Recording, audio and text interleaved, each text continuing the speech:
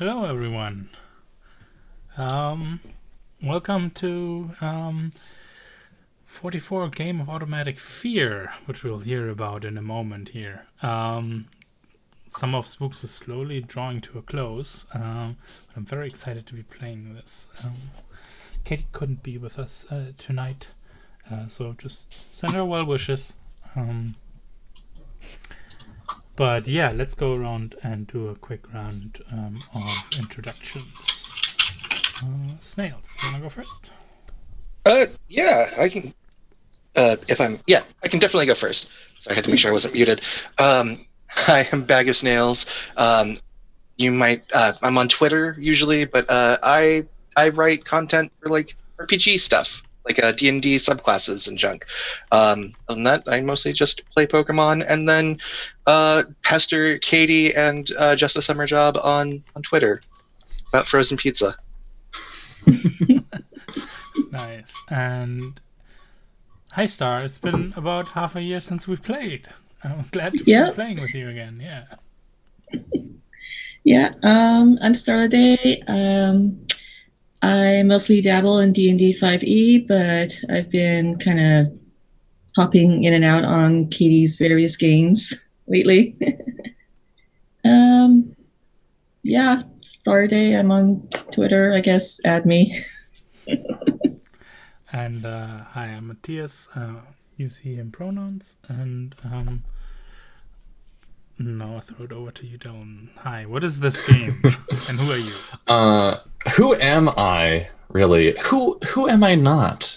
As the director in this game, I'm everyone that they won't be, but also as a human being in the real world, definitely human and not a robot. I am Dylan. I am a nerd on the internet. I play games, run games, make games. Basically, if it involves games, it's probably a thing that I do.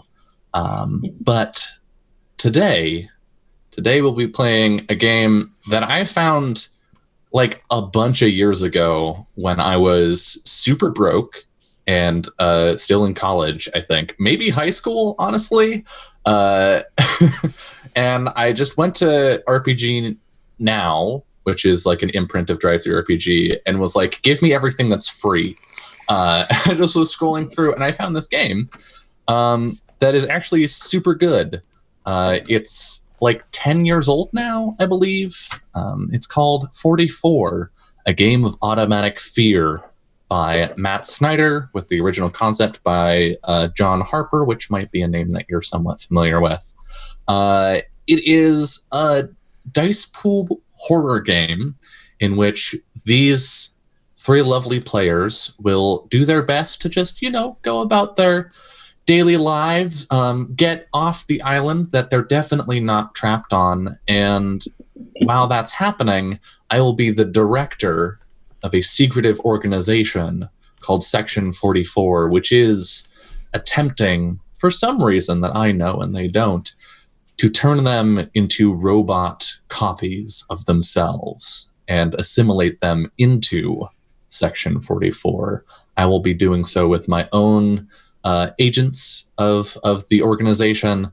But if they become robots, if I succeed in my goal against one of these players and their character becomes replaced by a robot, they will join Section 44 and aid me in recruiting, shall we say, the remaining players into the organization. Can't wait to join a robot overlord yell. Yeah, I'm glad to have you on board. So, let's start right off by just making some characters. So our setting here is going to be a small town on an island in the middle of a lake. Let's call it Richards. That's the name of the town, is Richards. And you came here, either you live here, you were visiting someone, or you were here on vacation. But you will quickly discover that you no longer want to be here. But in order to figure out why you don't want to be here and why you're here in the first place, we got to start with a concept. So each of you should have a character sheet in the Roll20 here. And our first step is to come up with a concept for your main character. What does your character do for a living? What do they know? How old are they? Don't detail every aspect of your character. We just need a basic idea. Like the example that it gives us here in the PDF is Mr. Clark. He's a math professor who's good with puzzles and codes. He's middle-aged, and he only has a few intellectual friends. So it's just a couple short sentences that give you a feel for who your character is. Does anyone have a concept that they want to start with? Yeah, I got one. All right. I really liked the idea of a professor not trying to not become a robot. So my character is Vincent Delrose, aka Vinny, and he is an English professor. He is very sociable, likes hanging out with people a lot and discussing his boring theories about various moldy old books, and came to the island just to relax on vacation. Nice. All right, go ahead and you should be able to rename your character sheet to Vincent or Vincenzo if, like me, you've been watching a lot of the BA Test Kitchen. Oh, yeah. And go ahead and write down that that short descriptor of who Vincent is.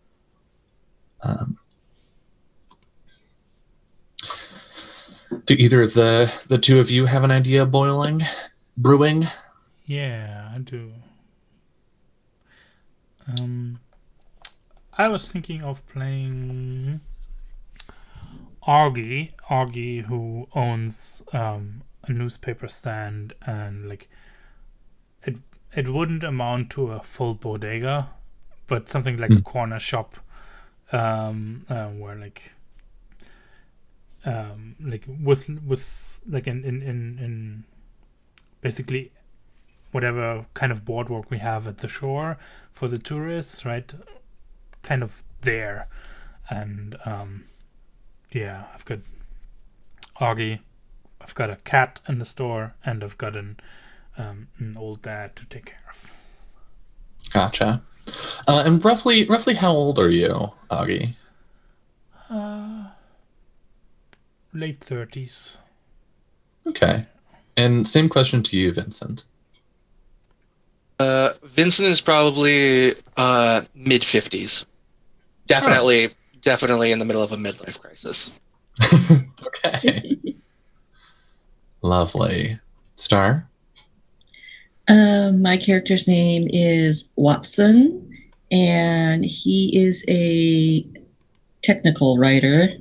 So, he writes things like instruction manuals and stuff. And he's a bit of a hermit, but he's also a hypochondriac and frequents the local clinic a lot. Nice. When you said Watson, I was so ready for you to say that he was an ex-military surgeon turned investigator, but I like this concept too. All right. So go ahead and write those down and change your character sheet names in Roll20. And then our next step will be to write a ticker. The ticker is the moment in time when your character realized someone close to them was replaced by Section 44. And it will help figure out what you want to do at the beginning of the game. Obviously, your motivations will change over the 4 turns that we play, but you need some motivation at the beginning, and this helps figure that out. So you should see 4 questions on your character sheet under ticker that are: who was replaced, what happened, where was your character, and what will you do now? So think about someone who was close to you that has been replaced by a robot. What happened? Did you notice that there was something slightly off, or was it much more significant? Were you out in public, or did they come into a private space? And this is your first exposure, really, to the conspiracy at hand here. So,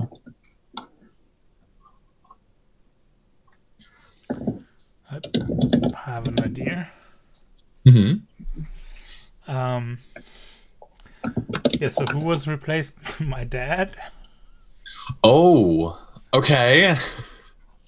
So I'm still like fighting the um um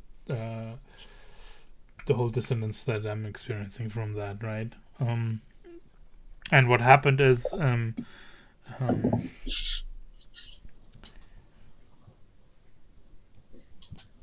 so he used to play the guitar and often sit outside the store and play the blues, but that had to stop about like a year or two ago because of arthritis. He hadn't been doing mentally so well anymore.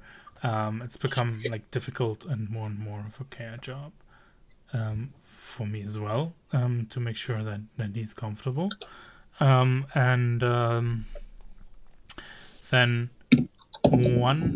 he did still, and I was super proud of him for that, do his evening board walks, basically. Boardwalk walks. But one evening he didn't return, and then there was a big storm. And I was super worried and like stayed up half the night, tried to go outside, but then like I was prepared for the worst and kind of fell asleep like in the early morning hours, and then woke up to him playing, to the sounds of someone playing the guitar. And he didn't have anything to say about what happened. There wasn't anything. And he's been like going on about his old hobbies, and it's super weird. And I tried to get him to the doctors, which he wouldn't do.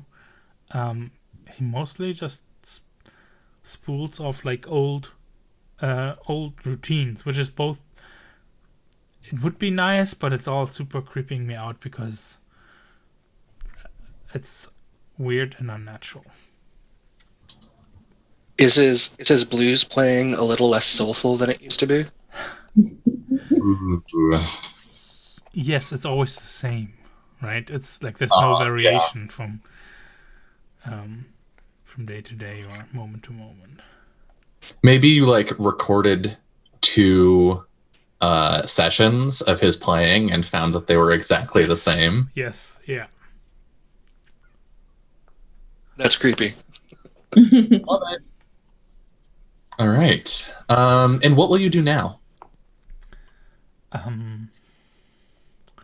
I think seeking out his doctor. I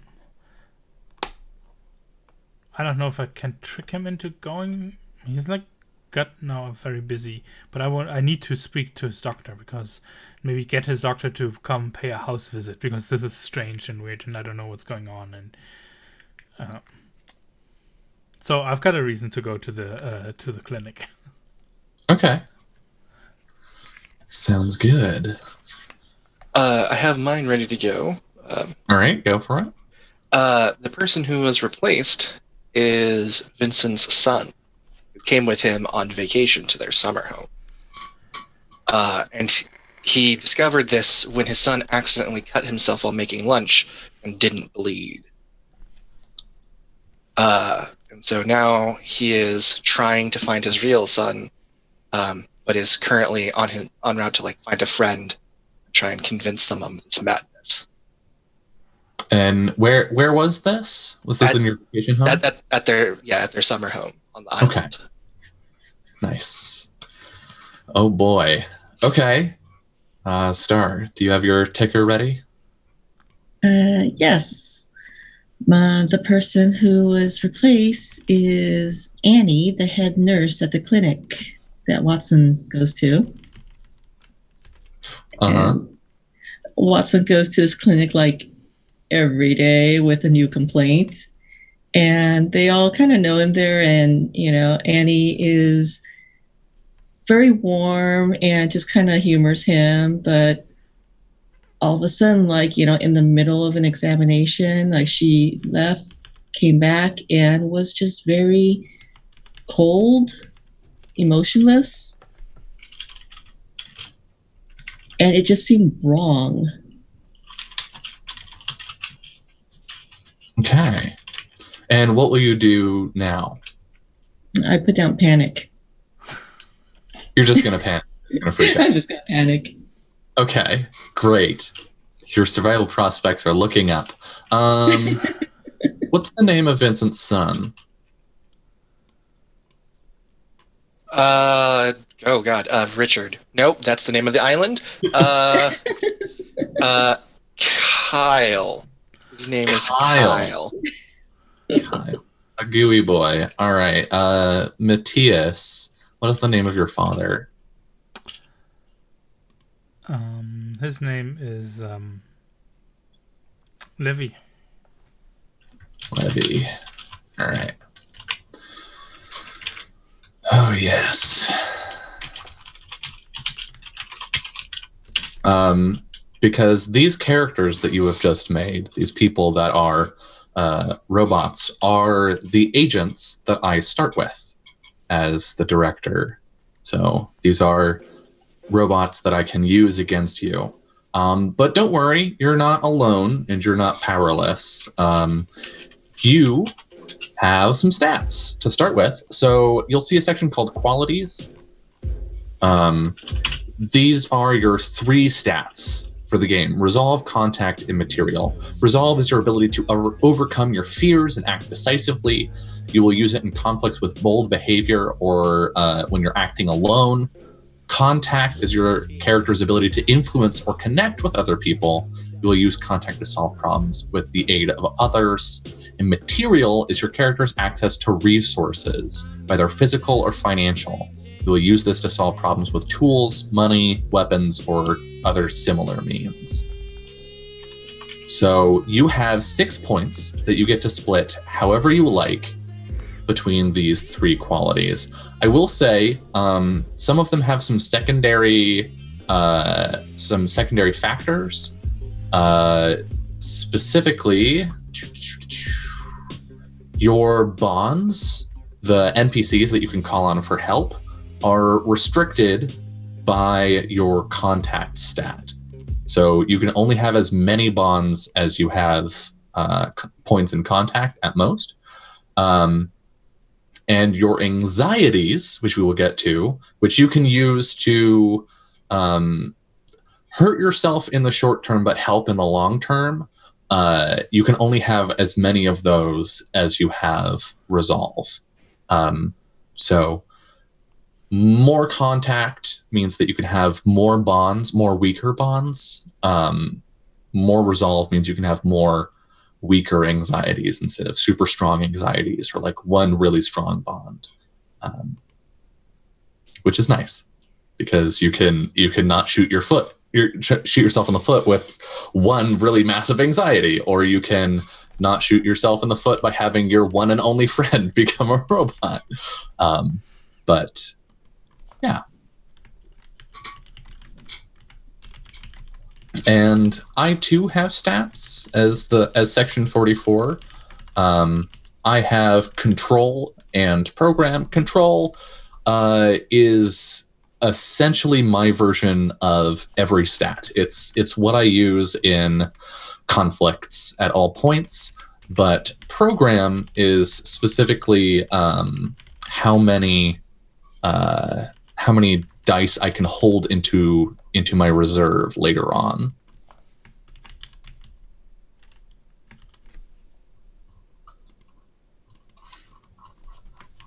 And those default to 4 for control and 1 for program. I don't get to move those around at the beginning.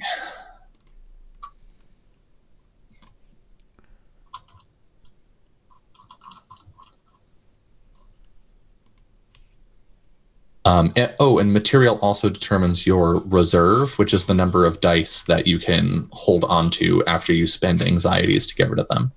So when we make a roll, you can be like, this sounds like one of my anxieties is coming into play. Like maybe you're afraid of the dark and you're crawling through a tunnel, right? You can say, I have fear of the dark with the value of 2, let's say. And that'll take the 2 highest dice out of your roll out of the game. You don't get those points in this roll. But once the roll is finished, you will get to put that, if you have a reserve of 2, right? So if you have a material of 2, then you would get to put both of those dice into your reserve to trade out with other dice later on. Okay. All right, so I've gone ahead and filled out the rest of my character sheet. Should I go through what I chose? Yeah. Okay, so I have given Vincent a resolve of 1, a contact of 2, and a material of 3. Okay. He is an academic, but like he is not good with confrontation. But he, as a socialite, he likes to make lots of friends, and as a tenured professor, he does have quite a bit of wealth at his hands. That's the one I'm looking for. His bonds are Jeffrey Hughes, a no-nonsense mathematician who accompanied him on this vacation, and Anais Asmov, a talented robotics expert who also accompanied, as they went as a group because they talk constantly about literature and such. And his anxiety, and I can change this if needs be, but is having wasted his life in academics or being useless in the real world, I guess is another way of putting it. You can go with that if you want. I will say you're gonna have a hard time using that in play, I think. But you can, if you feel good about it, go ahead. I'm gonna put that as being useless because I think that's. Ooh, yeah, that's a good one. Mm-hmm.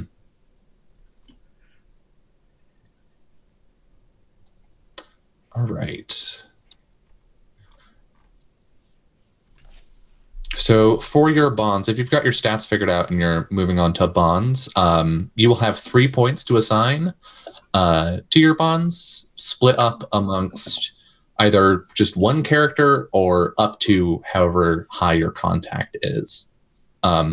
These are, in essence, like speaking very loosely, they're like the hit points for those bonds in a sense. So having a bond with a lot of points in it isn't bad, but if that ever reaches 0, like if you fail a roll that is involving that person, one, they take the stress first, so your bonds will always take the brunt of any failure if you use a bond in a roll, and 2, when it hits 0, they become another one of my agents. So having lots of weak bonds can mean that you have lots of opportunities to pull in friends over the course of the game, but could also mean that you're handing me lots of robots.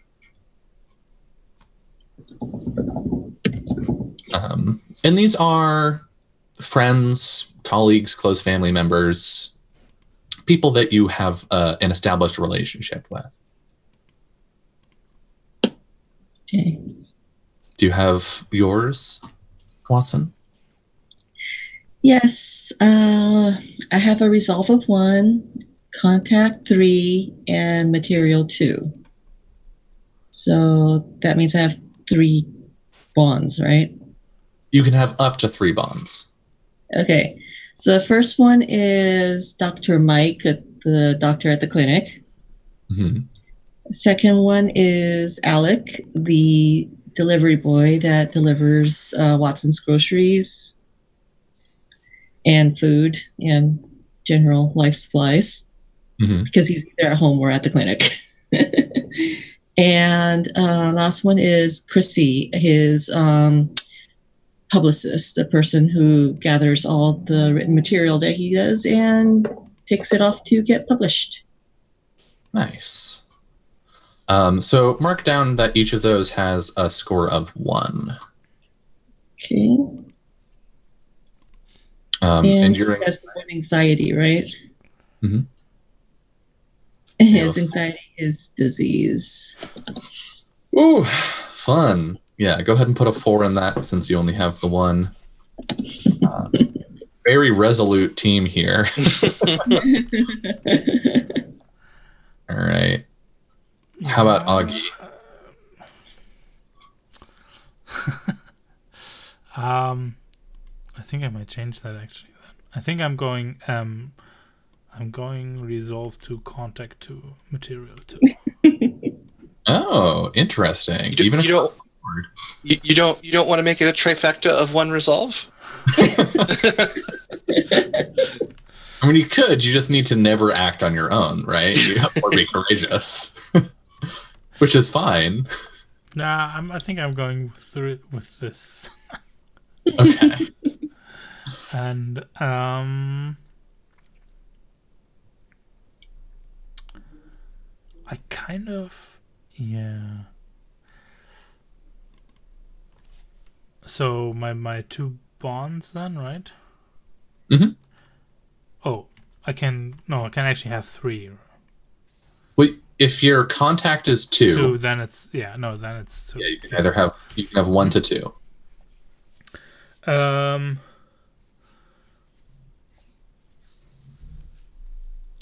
think it's it's just one of the local cops who comes by and buys his smoke every morning for the day or something like that. His name is Steve. All right, Officer Steve. And Officer Steve Harrington. and the other one is I'm thinking if I. So you're pretty well off, Vincent, right? Yeah, I'm pretty well off. So do you actually have someone who fixes chores around the house, comes by? Because I think they might be a neighbor for me. Yeah, totally. If he's got a summer home, I would imagine he also would hire somebody to keep it clean and such, especially during the off-season months.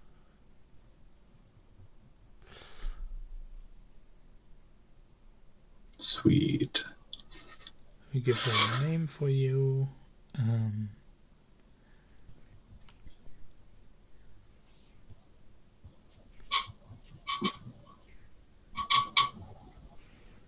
Wow, I'm blanking. You want suggestions? Sure. How about Zara? Yeah, let's go with that.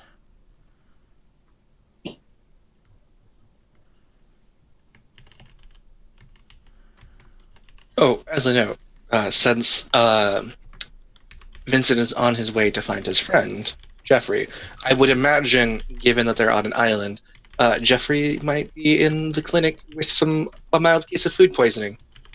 Perhaps. Some bad seafood. So the core flow of the game is everyone will get a scene in each turn.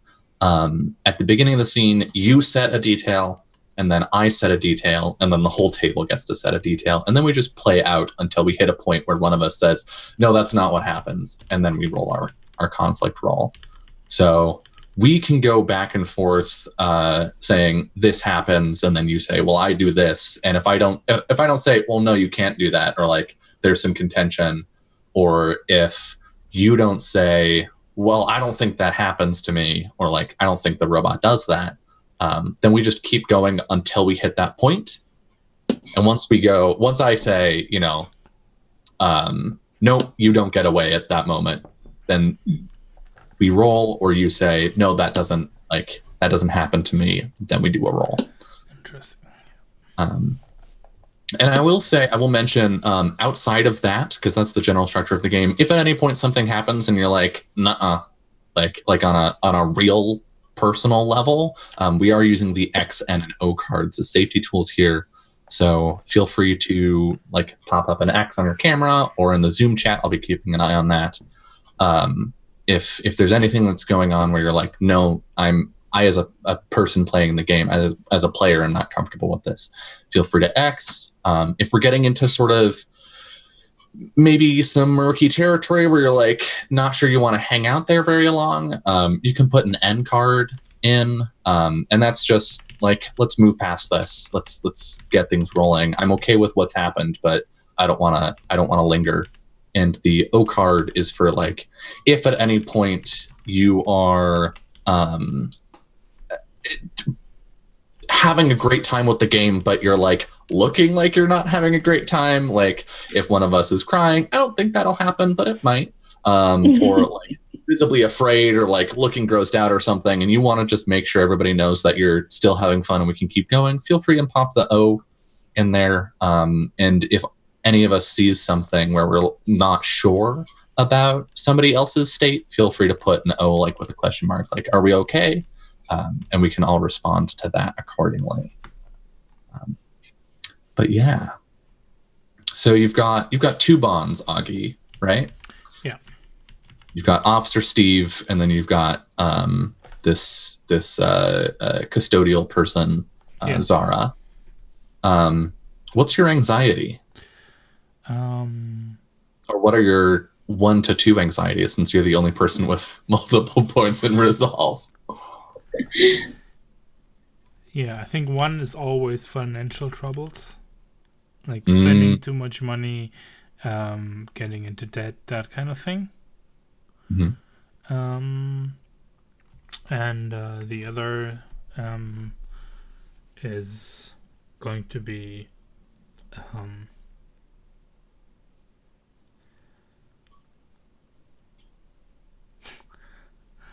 I think the other one is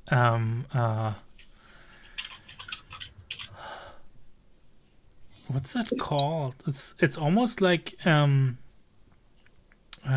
it's kind of the fear of never getting to relax, and thus like constantly being on the lookout for hypervigilance.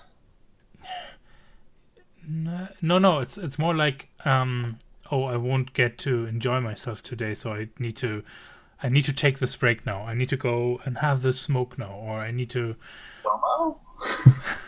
Fear of missing out. Yeah, let's go with FOMO. That's actually fun, I think. All right. Yeah. And you can split those 4 points however you like between those, either 1 and 3 or 2 and 2. Yeah, I'm gonna be all even. Okay, just no nothing but stats. Just average. Except your bonds, I guess. Yeah. Your bonds, one of them's got to be 2 and one's got to be 1. All right, then we have our main characters. The stage is set. I have set my qualities as needed. I have made my agents off of your tickers.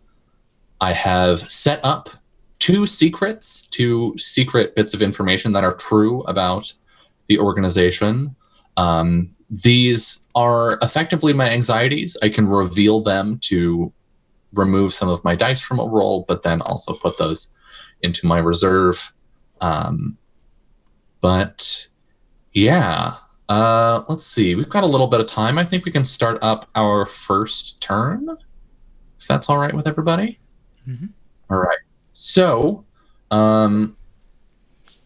44 works with a countdown. So you have a clock, which I have set up on our tabletop here, that starts at 4 and counts down every full turn until we hit 0, at which point, if anyone's still alive at that point, we go and do one final roll and see if you make it, or if, unfortunately, you are subsumed by the robot army. But there is an element of chance here. We might not go through all 4 turns. If at any point all 3 of you have become operatives and have joined Section 44, the game ends. So roll well, and hopefully that doesn't happen. We also each have a pool of sort of discretionary dice here. Mine are called menace dice. Yours are called resistance dice. If you become an operative, we will share our menace dice, but as long as you are a main character and have not become a robot, you get to use resistance dice. Anyone at any point in the main character team can spend a resistance die to help any other person at the table. That includes me, if you really want to for some reason. You can spend a resistance die to improve someone's roll, but that die is then used up and is removed from the table. If you succeed on a roll, you will accrue more dice based on the difference. If I succeed, I will also accrue more menace dice. And at the end of a turn, there is a chance for either side to gain some dice for the following turn. But at the beginning, we have one die for each of the characters, which actually means I have too many on the board here. We each start with 3 dice that we can spend as we like. And if you become an operative, the same thing is true. You can use the menace dice at any time to help anyone. So if you wanted to, when you become a robot, you could use the menace dice to help the surviving main characters. But I would encourage you not to do that. That's not fun. So, let's hop right in. To start, we need to figure out our scene order. So how about each of you? I don't get a scene, but I participate in all of them. And your scenes can involve other player characters if you want. There are ways to assist each other, but we'll get to that when we get to that. So to start, to figure out turn order, or scene order rather, everybody roll 1d6. And whoever has the highest picks the turn order, or the scene order for everyone. If there is a tie, we re-roll those ties. All right, Star, you got the highest die, so you get to choose the order of scenes. Who would you like to go first, second, and third? Let's just go from lowest roll to highest roll, because I don't know what I'm doing and I want to see other people do it first. Okay. Throw it under the bus. That means Yeah. go first, followed by Snails, and followed by you, Star. All right. To start, we need to frame a scene with 3 details. So, Matthias, Augie, please add 1 detail to the scene. This could be where you are, the time of day, what you're doing. Just throw something out.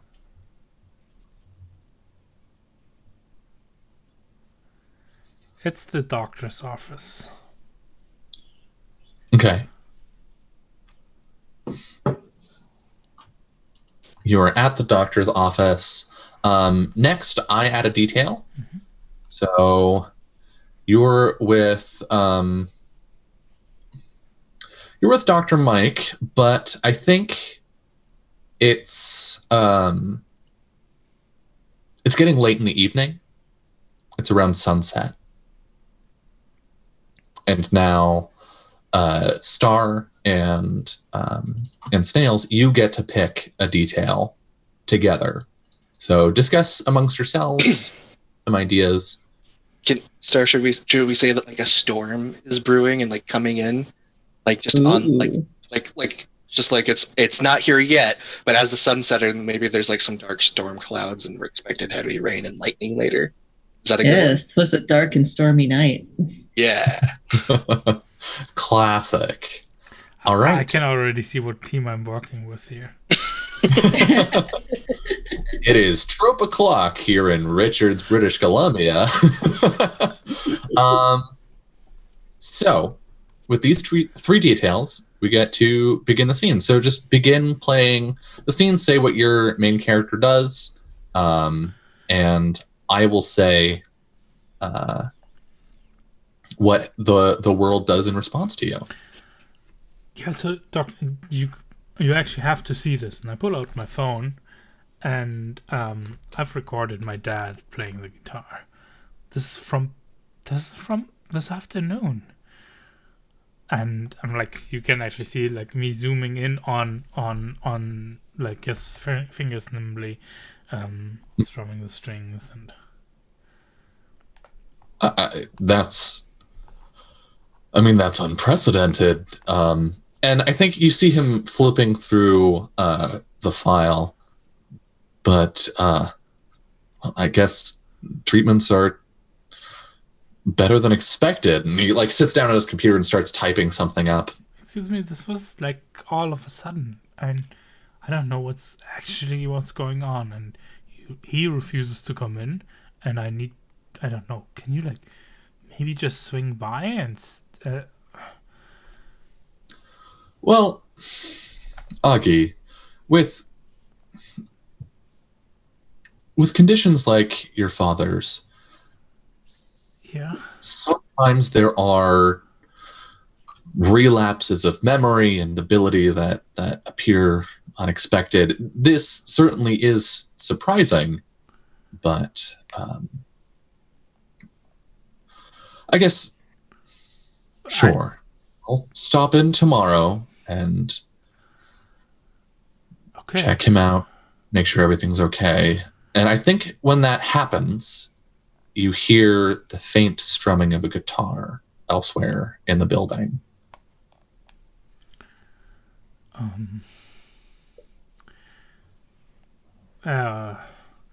Well, please do, because he was gone all night, and now like there seems to be another storm coming in, and I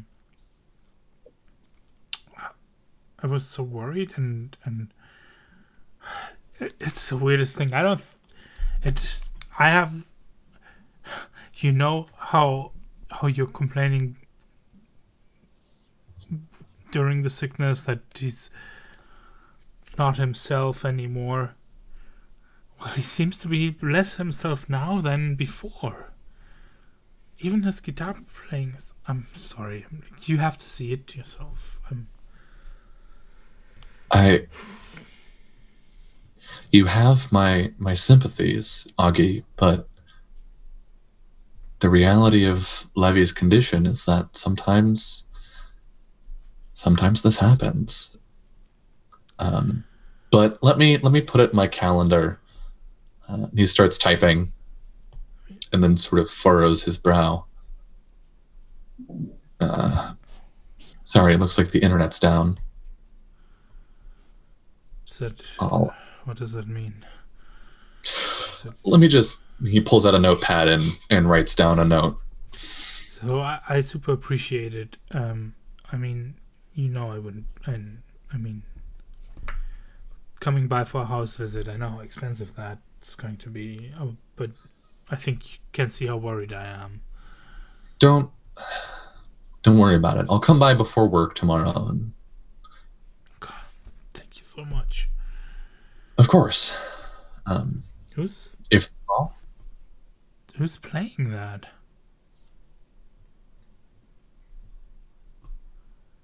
I don't know. Maybe Barbara has some music playing at the front desk. It's getting late. She likes to listen while she's cleaning up. And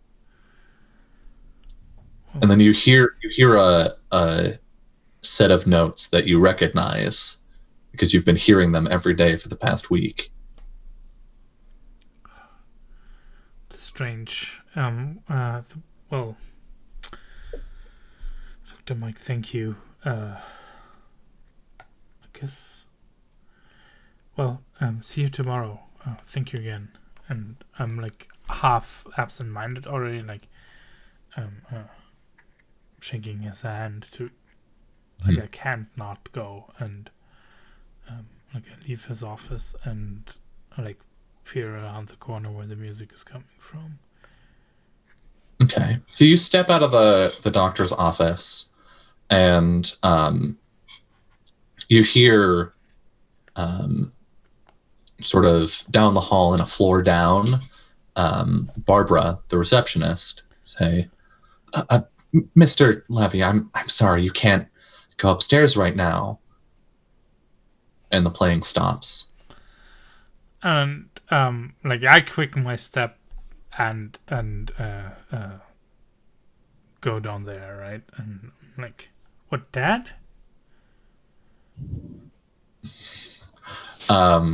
You come downstairs, and as you begin coming down the stairs, you hear Barbara say, "Mr. Levy, I'm gonna have to ask you to step back, please." And Mr. Levy, and then a scream. No. And as you come to the How bottom, does this game work? I can say no at some point. sure. I think I'm rushing down the stairs to intervene. Okay. Then I think we will come to our first conflict roll here. So, what you will see when you come to the bottom of the stairs, I'll put it to before the action that you're saying no to, is Barbara, the receptionist, with her back to the wall, and your father with his hand sort of fracturing out into small, sharp implements, reaching toward her head. Yes. And what is it that you're doing? I think I'm actually just getting between the two of them. Right? Okay. That sounds sort of like resolve to me, I think, because you're acting bravely. You're still building up your courage to get in the way. All right. So, I'm going to tell you right now, what you want is to keep Barbara from harm, right? Yes. What I want, so what I will get if I win this roll, is to hurt you, right? And to begin the process of turning you to a robot, because Levy's actual target is you. Barbara's just in the way. So, if I succeed, then I will hurt you, right? Because that's just how the game works anyway. But if you succeed, then you will manage to realize what's going on with your father and get Barbara out of here. Nice. So, you will start with a dice pool equal to the stat that is involved here. So, resolve. And then we can add and subtract dice as we go. I will be using my control, which is 4. So I will be rolling 4 dice before adding or subtracting any. You can enlist a bond. So you can look at your bonds and ask them for help. You'll just describe how they're helping. And then you will get to add a number of dice equal to the rating next to them. And you can trigger your anxieties. So you may trigger any of your anxieties if they're relevant to the scene somehow. When you trigger an anxiety, look at its rating, and then remove that number of the highest dice results from your roll once we roll. I get to do the same thing with secrets by revealing them. And I'm actually going to reveal a secret now to reduce my dice down to, by removing my top 2 results. I am revealing that the robots will not harm non-targets unless actively resisted. Interesting. But I am also going to I'm going to activate one of my agents, and that is Levy. Yeah. So I will be rolling a total of 5 dice before adding Menace, which, given there's 3 of you, I'll add 1 Menace die. So I'll be rolling 6 and then removing the top 2 that I roll. Okay. Do you have any bonds that you want to enlist or anxieties that you wish to use against yourself? Yeah, I want to enlist. Well, no. First of all,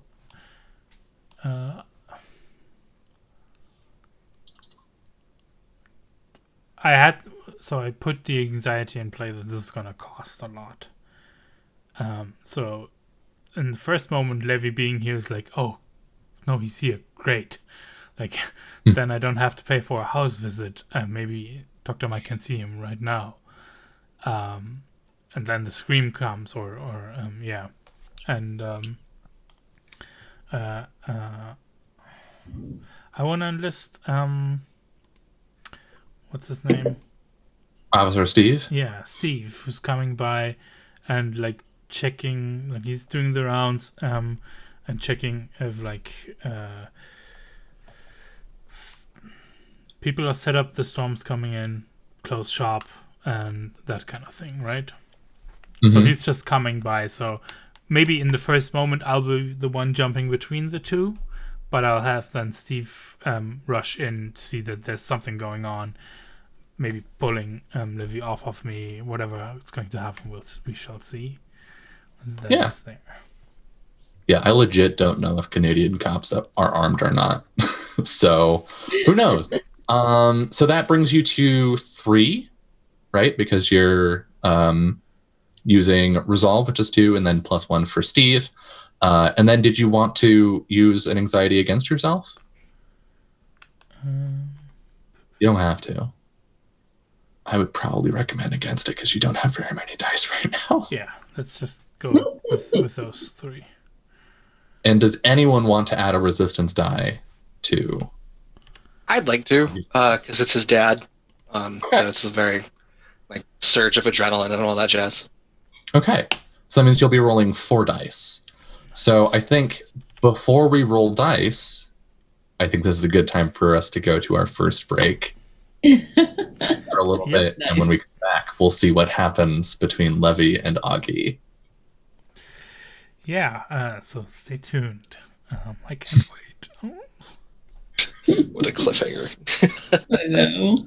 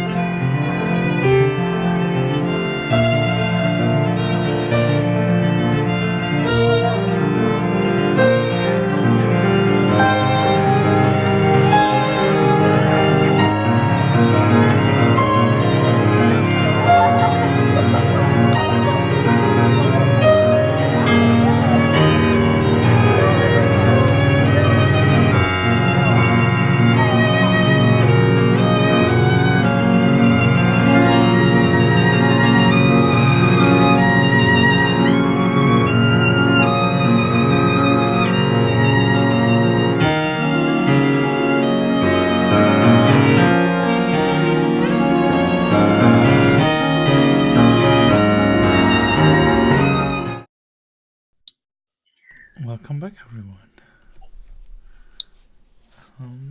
Yeah, we've got a roll to make, right? Yeah, our camera's in the wrong spots though. Yep, I saw that. I'll fix that. Yay, I'm Dylan now. Ah! I'm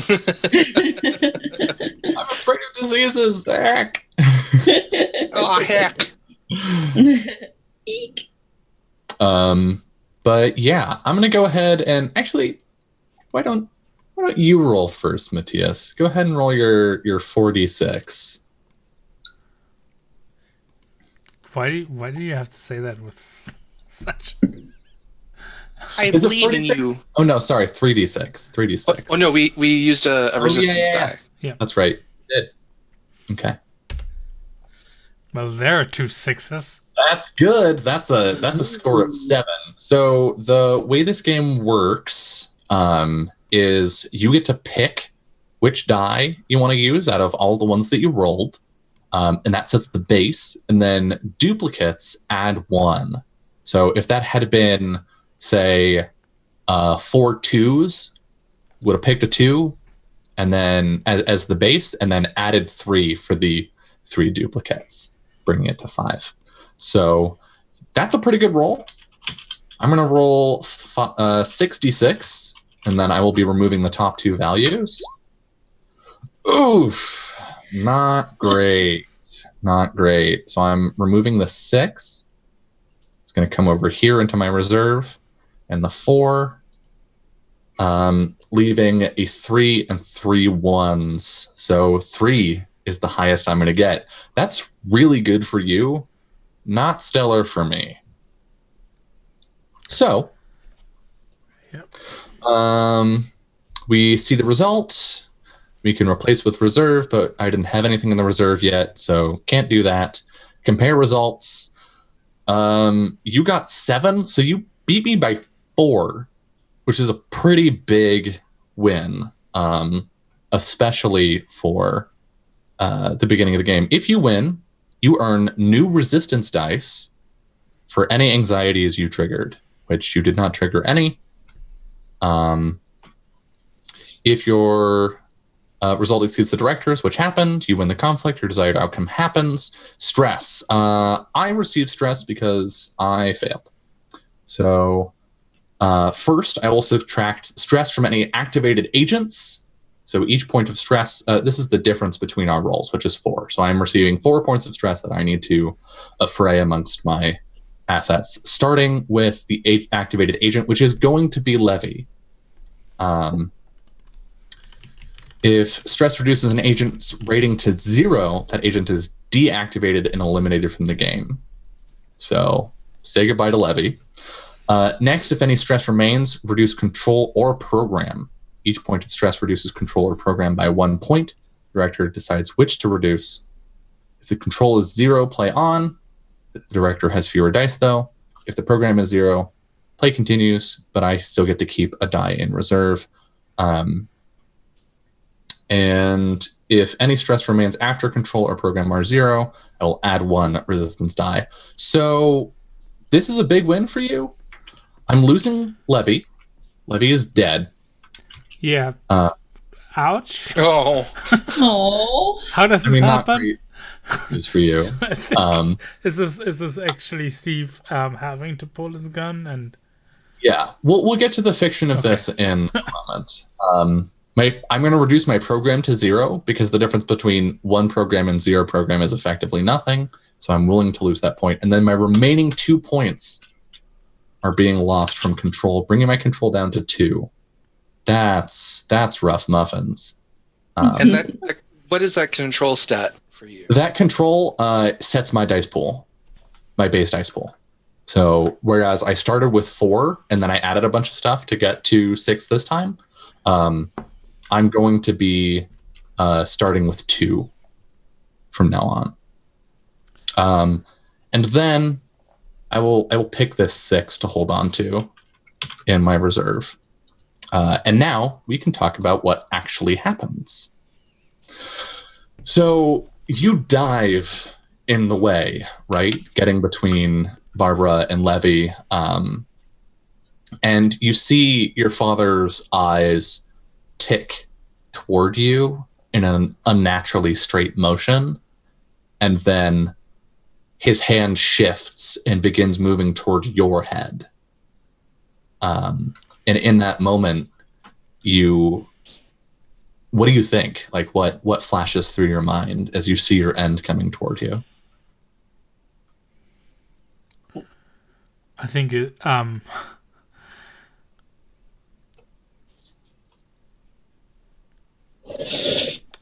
think I'm thinking of Mom in this moment.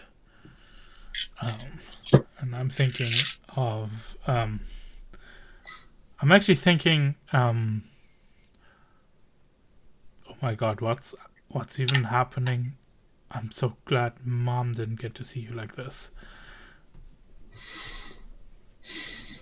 And then I think 3 loud shots ring through the air, and you hear a screeching of metal and a sort of an electric crackling, and Levy stops moving.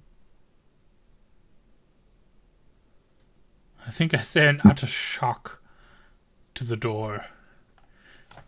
And see Steve there? Mm-hmm. Standing there, his gun smoking.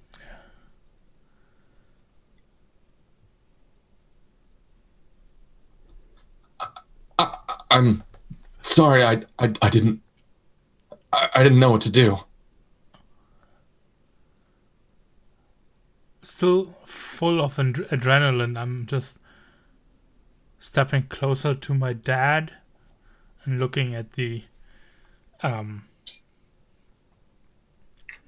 damage done to the machine. Mm-hmm. Yeah, there are these 3 holes in the back of this robot that are like splayed out metal, and then I think there's a creaking sound as the knees bend and the robot falls over. Nice. With a crack. Yeah, I think that's scene. All right. Next, we move to Snails. You are currently muted. Hello. Hey.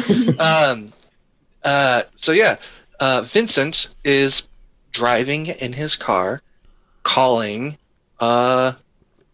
Jeffrey. Okay, you're in your car, calling Jeffrey, and we already know it's the evening. We already know there's a storm rolling in. So,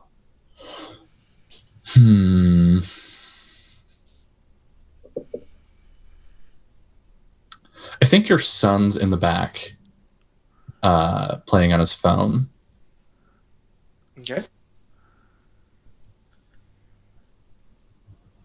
So, Matthias and Star.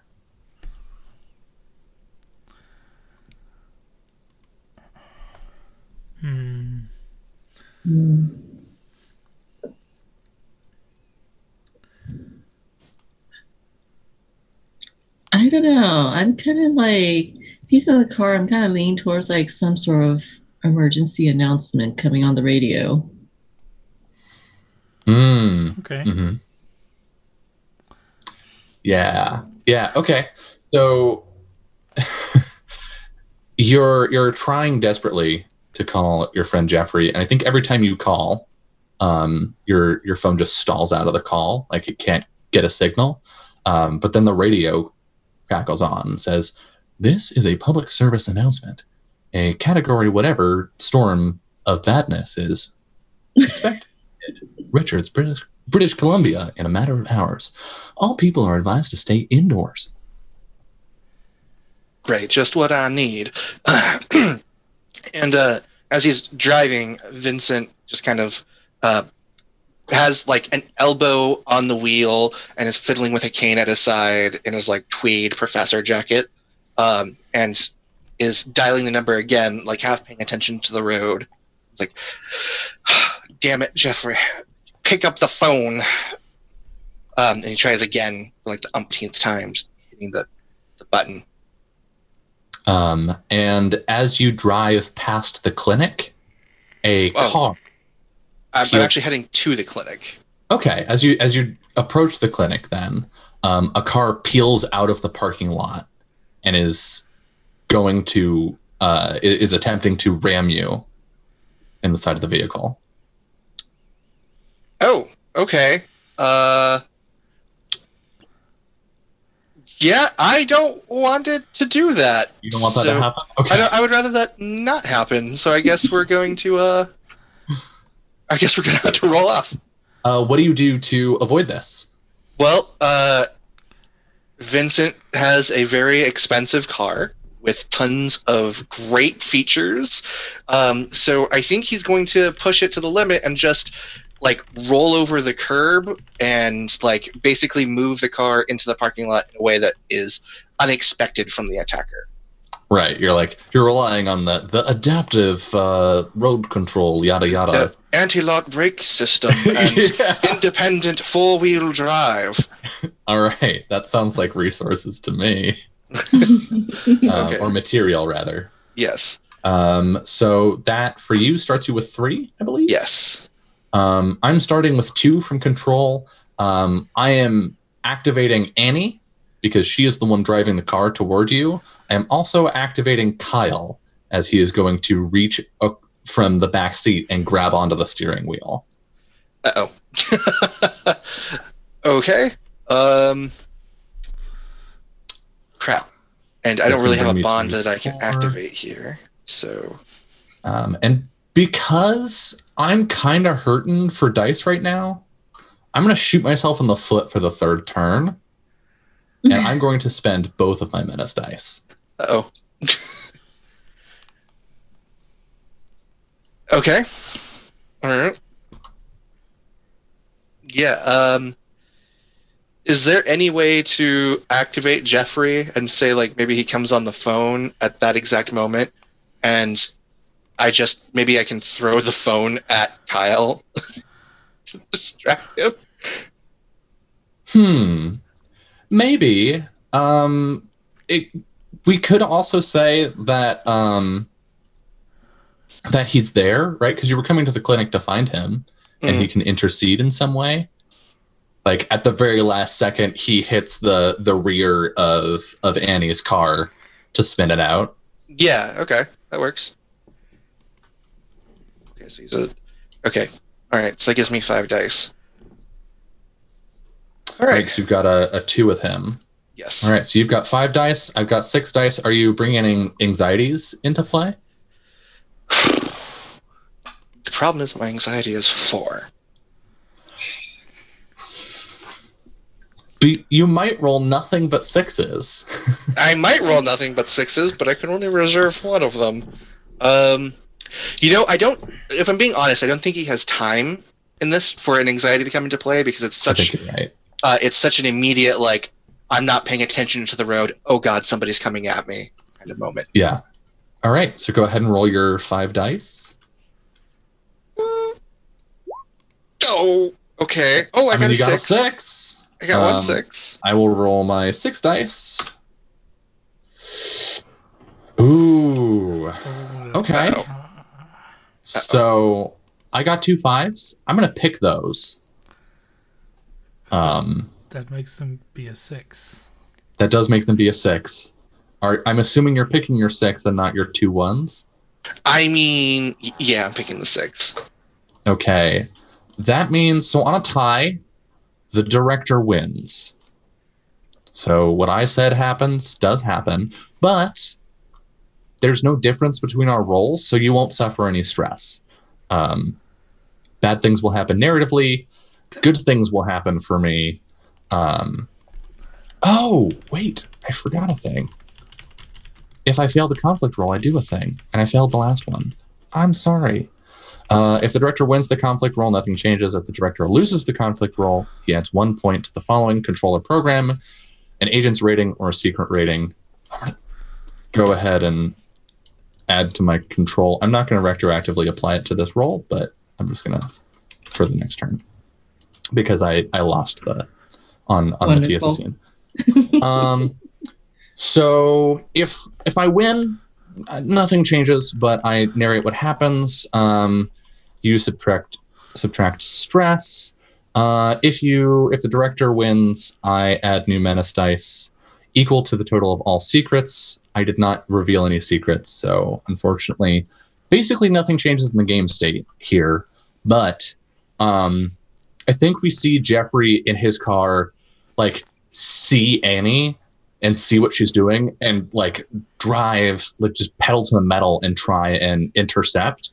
But she T-bones your car, and both of you go off the side of the road as Kyle is holding onto the wheel. And you can see his head turn, and, like, it's jerking with the movement of the car as you're going down this incline.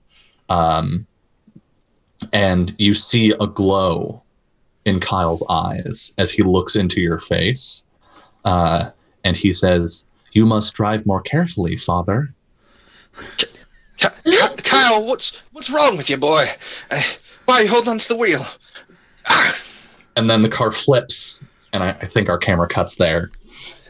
And we're going to go to Star's scene. Oh man. So, please establish a detail. All right. Watson is at the front doors of the clinic, pacing back and forth, deciding whether or not to go out because he heard there's a big storm coming, and that means that he'll probably get a cold and die. Okay. You just bore witness to an officer shooting a man, and you heard a crash outside. That is the detail I will establish here. Matthias and Snails. What else? It's so mean. Like you want to go for something bad, but you shouldn't. We should be coming up with something helpful. You should. You should, but I mean, it's only our first. It's only our first turn, so. Maybe the first strike of lightning hits the island, and the sound of rain moving in the distance signals, like heralds the storm reaching the island. Does that sound good, Matthias? Yeah, yeah. Like it's this moment where it starts hitting the windows. It's maybe like if the aisle is a mile wide, you can like see it's like down. Mm-hmm. Yeah, you can see the rain moving in. Yeah. Nice. So you hear these 3 deafening gunshots, right? And you see this exchange happening between Augie and Officer Steve. And then you hear a loud crash of a automotive accident. And then just faintly in the distance, you hear this steady drone of the rain moving in. What do you do? Oh my god, it's Armageddon. It's Armageddon. Oh, we're all gonna die. All right. I'm going to like look at the shooting scene, just kind of like, from a distance, like, what's going on? Yeah. So I think Steve looks outside and sees the storm coming and says, "Everybody should get home now." I think there was an accident outside, though. They're probably dead. I'll go look. And he runs outside. And I think he sees where the car went off the embankment and down this incline, and calls something on his radio, and then goes running down the incline toward where we know Vincent is. But he misses Annie climbing up the incline. He just sort of runs past her. Maybe there's a tree in between and he just barely doesn't see her. And you see her walking now toward the clinic. Oh shit, that's not natural. That is not natural. Yeah, you see one of her arms just like rotate and pop back into place of its own accord. Oh god. I'm going to skirt around the whole, like, dead robot dad thing and go up to Barbara, like, okay, there's something wrong with your nurse. I think that she has some kind of weird disease where nothing hurts her, because I just saw her arm, like, and it's disturbing. It's really, really disturbing. I think Barbara's just stunned at this point. Like, she went from "I'm about to die" to "I'm not about to die, but someone just got shot," I think. And she's frozen. Oh my god! Well, that guy's talking about, and I'm like still like staring in disbelief at my dad. Mm-hmm. It's Armageddon, I tell you. Like, the diseases are coming. Everyone's gonna get sick and die and become zombies with their arms popping everywhere. What? He's a machine? So I'm trying to get to grips with what I'm experiencing. I'm grabbing him and shaking. No, it's a pandemic. Annie is halfway across the parking lot. What are you on? Barbara, what do we even do? What are you talking about? And I turn towards you. We gotta bunker down. We gotta bunker down. We gotta get gas masks. We gotta get disinfectant. What?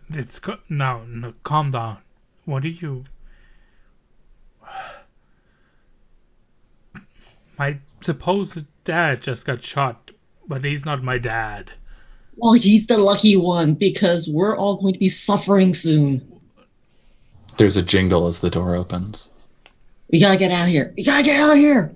I'm like grabbing them both and like kind of like trying to tug them away. Well, wait.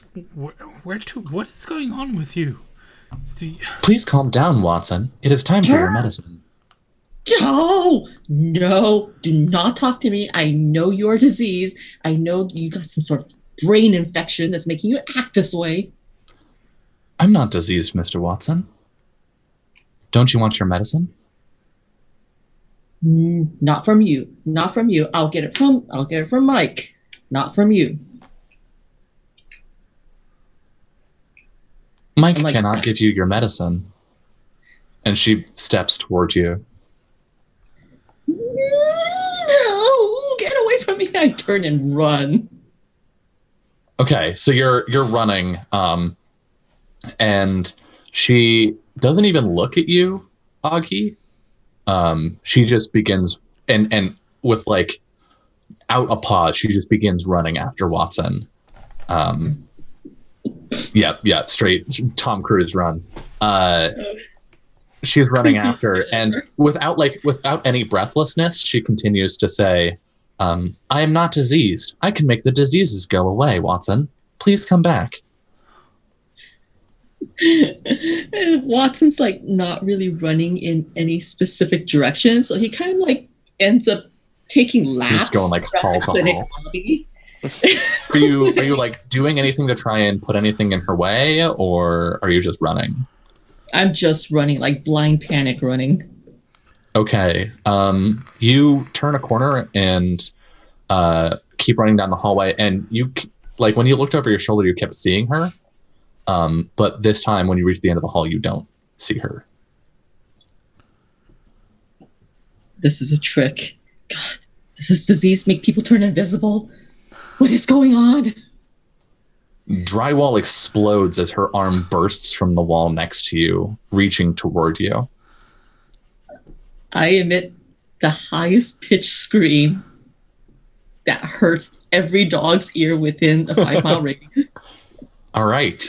She continues walking through the wall as if it were paper and says, I am ready to administer your medicine now, Watson, and grabs your arm, and her hand opens up as it reaches toward your face.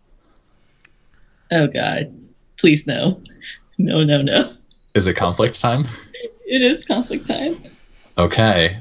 So I am starting with 3. I'm going to go ahead and activate Annie, of course. So that brings me to 4. I don't have any menace to add. What are you doing to avoid this, to get away? Can I have Dr. Mike come over and have a distraction of sorts? Okay. So I think this is a contact roll, and you're activating a bond? Yes. Because you're just yelling for help? Yeah. Okay. So what is your bond with Dr. Mike? Let's see.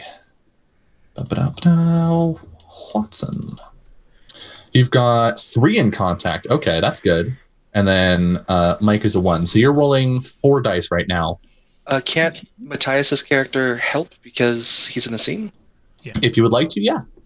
Yeah, I think I definitely went to follow and to run after them, because that's strange and weird. And at the latest, when she starts going through the walls, I come up behind, like just taking like whatever a desk chair and like crashing it into her back. Okay. Back. That sounds like you're helping with material. So you can never use the same stat twice in a row. So probably not resolve, but I can see material here if you're like taking an object and using it like a tool. So when you help, boop, boop, doop, doop, let me scroll down to the helping part.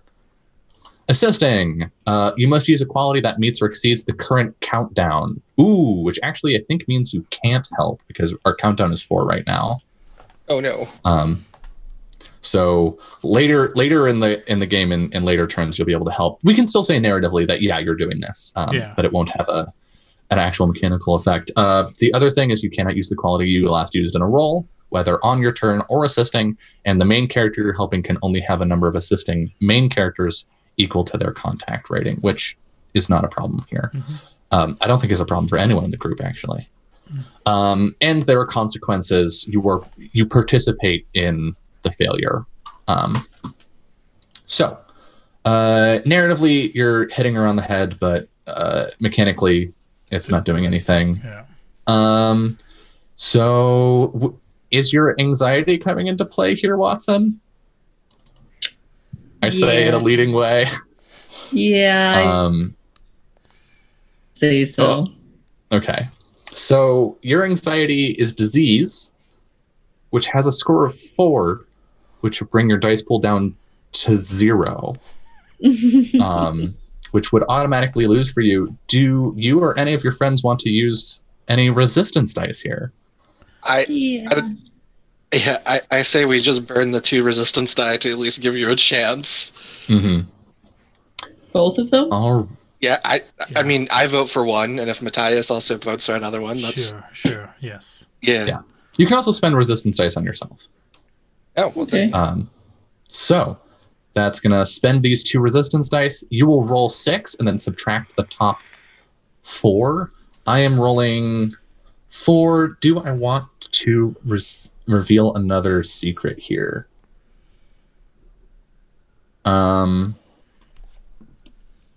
No, I'm good. So roll 6? Yeah, roll 6 and then subtract the top 4. And you can store a number of those dice away for later, equal to your material. Or your material? Yeah. Ooh. If I remember right. Oof. No, not roll 4. Roll 4. No, I did the exact same roll twice. There we go. Okay. Oh no. Well, you have to subtract both 5s and both 3s, meaning your highest result here is a 2. I'm subtracting nothing. My highest result is a 6. So some bad stuff's gonna happen. Oh no. It's fine. You're not dead. Dr. Mike is dead. Yeah.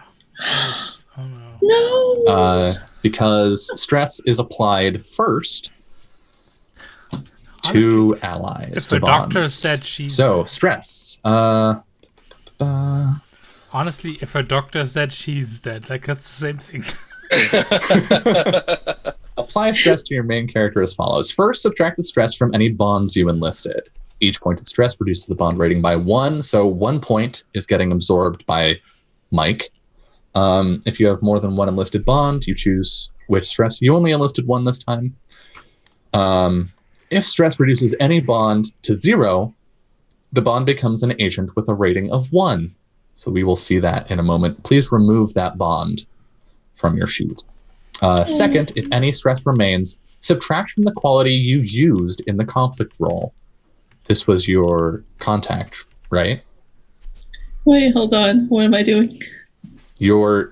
So we spent 1 of the stress on Mike. Okay. That leaves us with 3. You're subtracting those 3 from the stat you just used, which was contact, right? Contact. Okay. So my contact is 0 now? Yes, which is fine. If your quality reaches 0 and any stress remains, I add menace dice for each point of stress. There is no remainder here, so that's good. And you're not dead because you had a stat reach 0. However, this is why having a 0 is bad. If you have a stat at 0 and you receive any amount of stress, so 1 to infinity, you become an operative. I am very stressed right now. You are very stressed. Don't become any more stressed. So I'm going to add Mike to my agents list. Hey, Mikey! Not Dr. Mike. At a rank of 1. The doctor. So you're screaming for help, right? You're calling out, anyone help me. And Augie comes up and takes, like, I think a tray that you would put surgical tools on and just hits it onto Annie's head as hard as he can, and the pan just dents. But Mike comes around the corner and says, Annie, what are you doing? And runs up and, like, physically gets between you and pushes you back, Watson, and is standing in her way. Annie, what's gotten into you? But he doesn't see that hand that had opened up, and it grabs his head. And we see a series of square geometric incisions made in the top of his skull that pry the top of his skull off. And then a laser begins scanning in micro-thin layers across his brain as his mind is incinerated. And I think we see something, like, come out of her hand and rest in the brain, in the cavity of the skull, and the pieces are shunted back together. And we hear something happening in there. But this is the point where I think our turn ends, and we are going to go to the end of turn. Hey, did you know if my hand is bigger than your face, you're dead? So, end of turn. We did conflicts, we did the dice and the stuff and the results, and narrated the outcome. Okay, ending a turn. End turn results. Once all players complete their scenes in a countdown, it's time to see if Section 44 is getting the upper hand. Players with main characters roll all resistance dice. There are none right now. Because you subtracted a bunch, you get to reserve the however many highest dice as you have material. So your material is 2, right, Star? Mm-hmm. So you get to keep both those 5s for later, which I suspect you're probably going to spend them now. Players with main characters roll all resistance dice. Choose the highest single die value for your result. However, just like with conflict rolls, multiples of the same dice get bonuses. You can't use any bonds or anxieties for this roll, but you can use any reserve dice to either replace your result or add to it. Your result right now is 0, but I believe you can spend reserve. There's a little handout that says what you can do with reserve.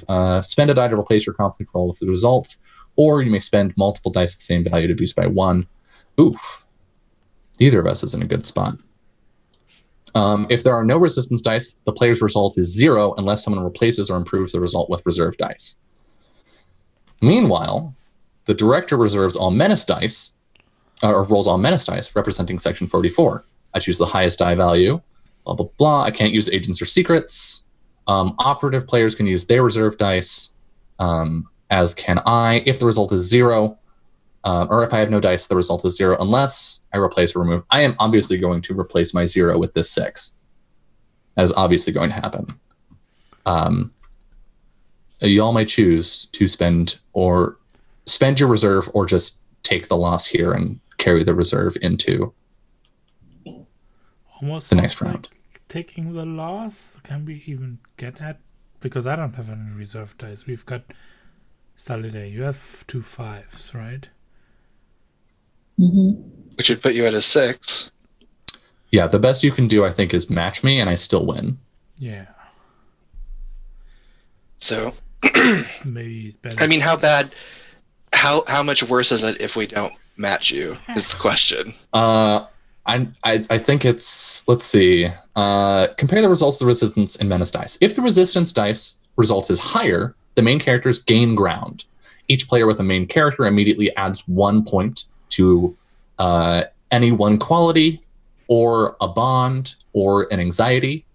Additionally, you add a number of new resistance dice equal to the difference between the resistance and menace results. And you will use these in the next turn. If my result meets or exceeds yours, then I increase my activity. The director and each operative player adds 1 point to control or program, or an agent's rating, or a secret rating, or I can add a new agent or add a secret.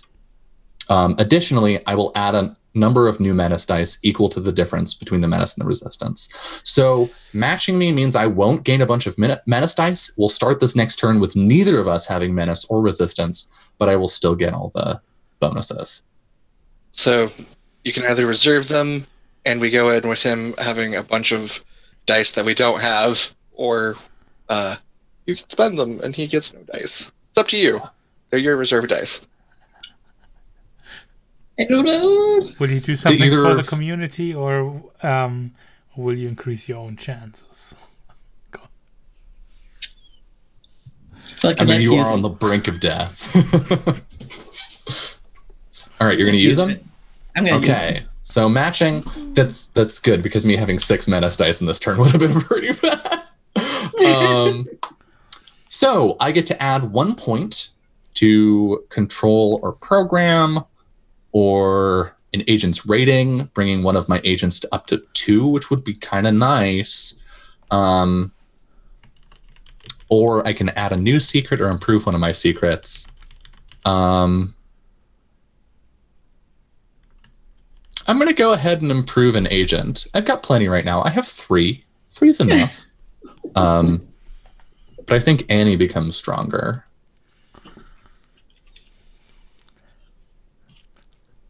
Yeah, the murder nurse. Thanks. The murder nurse, yeah. And I will say, if you become an operative, agents become your bonds, essentially. So, keep that in mind. In either case, everyone narrates together a cutscene that reveals the conspiracy at large. So, I'll start. We see a gray concrete governmental building. And in it, we see many people in suits. And all of them are just standing perfectly still. What do we see next? Oh, sorry, go ahead, Matthias. I think we see in this huge room, in a holographic way, but it's more or less just a screen that's being projected, and there's a readout coming through that that says stuff like subject number, and then there's like a code, and DNA analyzed, and it's like counting up to 100%, and then it's like brain waves and structure analyzed, identity, and then it says the Dr. Mike, like the full name of him. Yeah. All right. What do we see next? A small tank on the table, surrounded by these motionless governmental agents, is a swirling mass of tiny machines. Ooh. Nice. Like nanobots, kind of? Yeah. All right. And Star? What do we see last in this cutscene? Oh, God. As all the information from their newest victim is encoded into the tank, the bots swirl around and shift and sort of like, merge together to create a humanoid figure. This is like the combination of all the victims that they had so far, all their knowledge, all the skill. Oh, hell yeah. Don't give him that. What are you doing? That's so cool. Well, the thing is, I'll need to actually spend points to make that a thing in fiction, or in mechanics. But ooh, I like that. All right, and then I think we get this rising tone, and then a thump, and we go to commercial break as we count down to the next turn. Our countdown is now at 3. I think this is a good point for us to take a break. Yep. See you on the other side.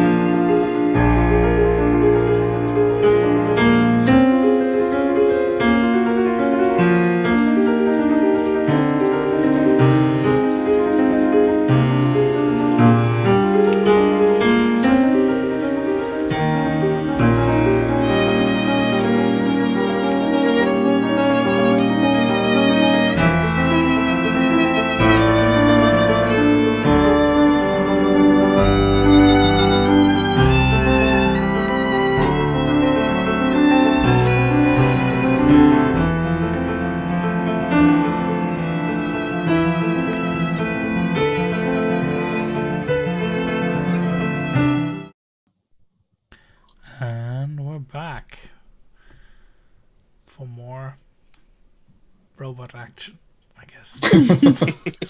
So, it is time for the three of you to each roll 1d6, and we will determine our new scene order. Hey, another 5. Snails with that consistency. Ooh! All right, Matthias and Snails, roll off. Oh, there goes my consistency. All right. Matthias, you get to choose the scene order.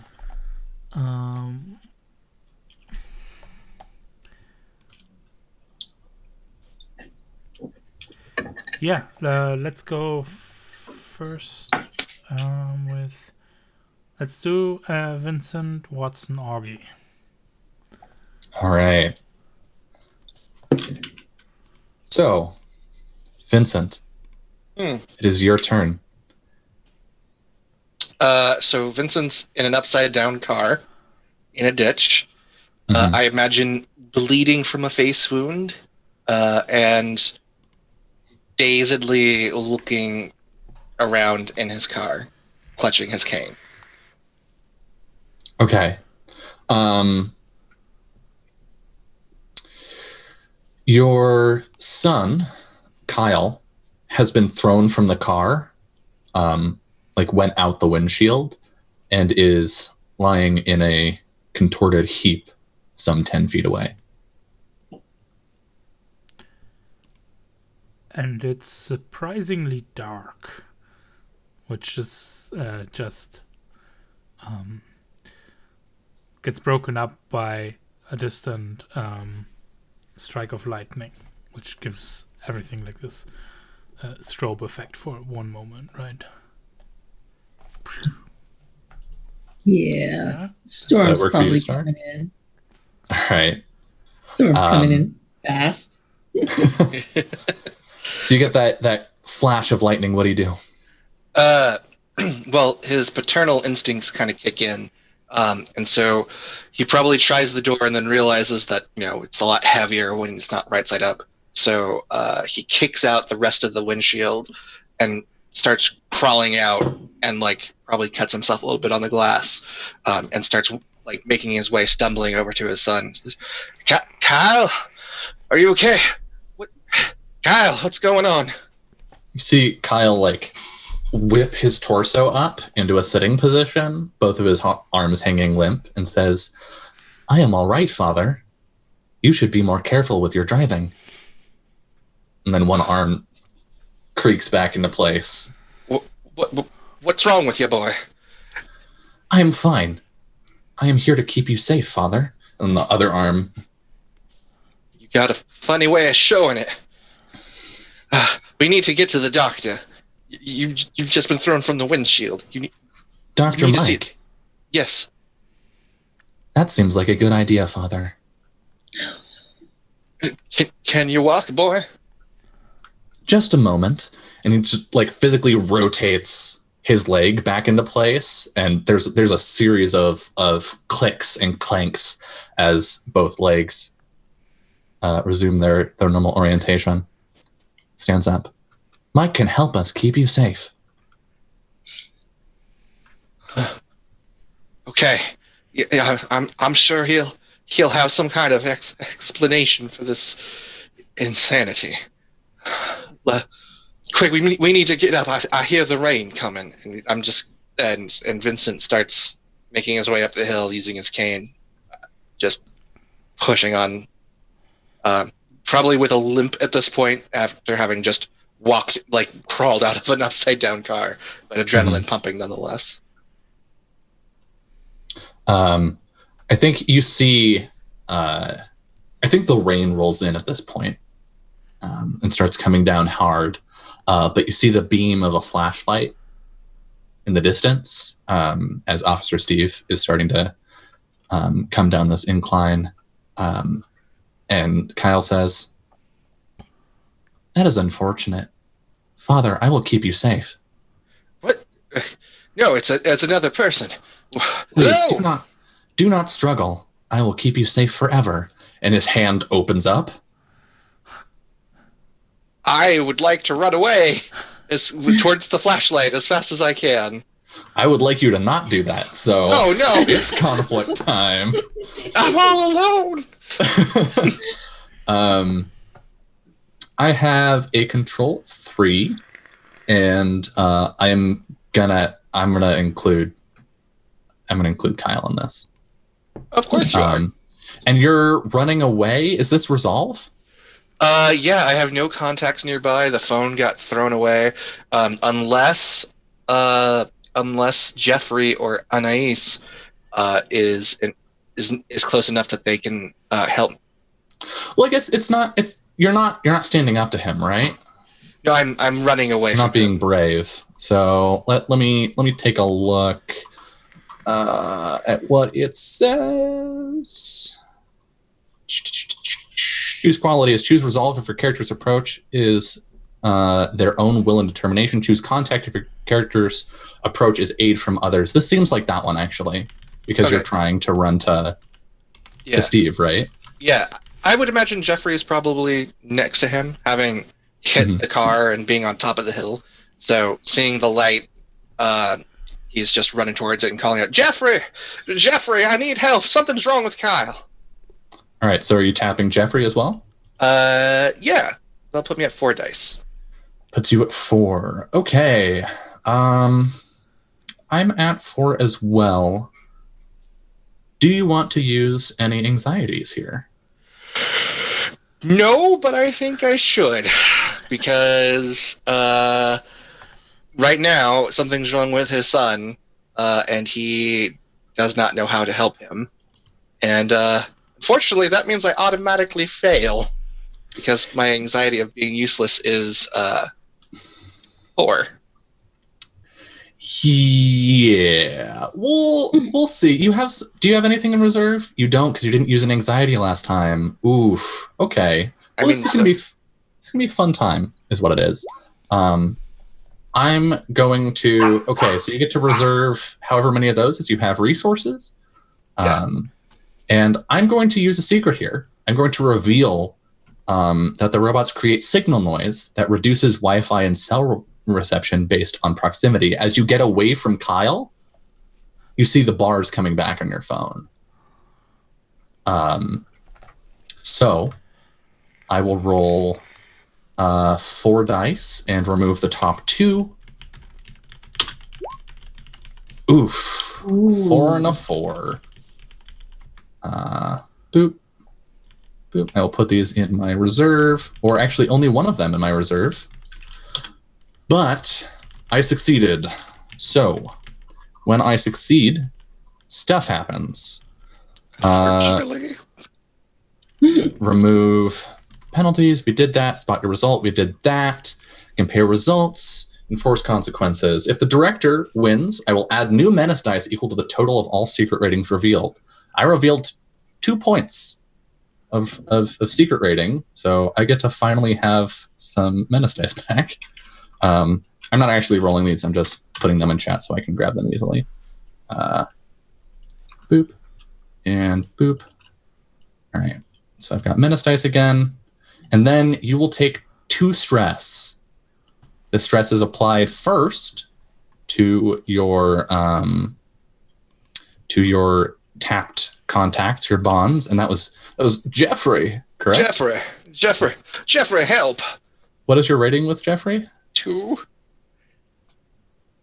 Well, nothing bad happens to you personally. Yep. I think you're running up the hill toward Jeffrey, and Jeffrey comes down to you, and it's like, Vincent, what's going on here? Something's wrong with Jeffrey. Kyle, Jeffrey.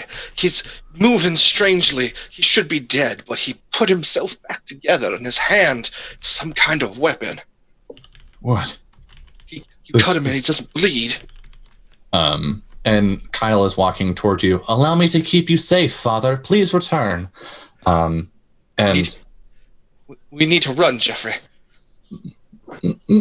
Nonsense, Vincent. And Kyle, boy, calm down. And Jeffrey begins walking up toward Kyle, and Kyle tries to brush past him. And Jeffrey pushes on his shoulders and says, Boy, calm down. You've just been in an accident. And Kyle turns. Are you keeping me from making father safe? No, you... Well, yes, you shouldn't be doing anything right now. Sit down, boy. Very well. Target acquired. And his hand snaps to Jeffrey's head. And we know what comes next. We're going to cut now to the clinic, as it is Watson's turn. Oh no. I have a new robot. Jeffrey. The robot. Okay, so establish your detail of the scene. All right. While Annie is busy with Dr. Mike, Watson's just gonna grab Augie's arm and make a break for it. We gotta hide. Okay, so you're grabbing Augie and running. There's a horrible like jerking motion that moves like progressively through Mike's body. And then he turns toward you and says, "Please, Watson, allow the nurse to administer medicine."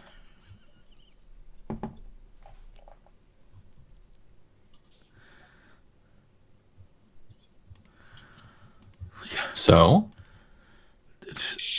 The hell? Let's get away from here. Where are we going? Stairwell. Stairwell? Okay. Stairwell. Up or down? real quick before we go into the scene proper, what third detail do we have here? Oh yeah. Oh. The sound of an ambulance in the distance. Ooh. Nice. Mm-hmm. Good All right. thinking.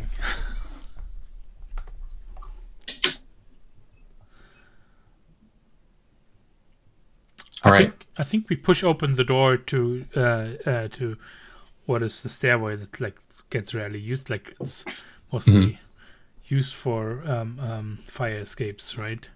Or in case of a fire. Yeah, and having worked at a hospital, there's usually junk within the stairwell. So I'm just gonna like pile that against the doors. Yeah. Okay. So you begin. I think there's like, I feel like this is a pretty small clinic, right? Maybe 3 floors. Yeah. And a Gotta go basement. up. So you can either go down into the basement or up to the 2nd floor. Up. Okay. Horror movies, you always go up. You hear a banging at the door at the bottom of the stairs. But then you get onto the 2nd floor. And do you exit the stairwell and onto the 2nd floor proper? Yeah, let's go on to the 2nd floor. What would be on the 2nd floor? Like mostly patient rooms, I suppose.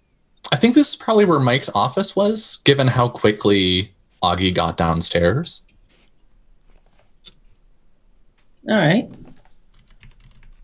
So where do you want to go here? Do you want to move into one of the patient rooms, or go check Mike's office, or look for a fire escape? So I'm like, Augie's just like looking back and clearly following you. Like it becomes clear Watson has actually thought about these kinds of scenarios. Augie hasn't. Oh yeah. So first thing he does is go into one of the exam rooms and pull open the drawers and cabinets and stock up on various like, bandages and needles and whatever. And it's like, yeah, come on. We gotta immunize ourselves. Okay. Oh wait, these might be useful, no? And I'm holding up a defibrillator. Yes. Bring that just in case we have a heart attack, because I certainly am feeling some palpitations right now.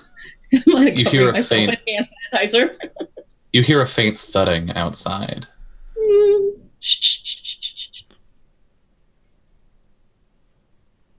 And then the thudding continues, but you also hear the door to the stairwell creak open. turn off the light to the room. Mr. Watson, where are you? Please allow the nurse to administer medicine. Mr. Watson, we are here to keep you safe. You hear the thudding stop. But you also hear Dr. Mike's footsteps in the hall. And you hear a door down the hallway open. Mr. Watson, are you in here? Oh, no, you are not. Mr. Watson, are you ready for your checkup? And then you hear the glass of one of the windows break and something heavy land inside.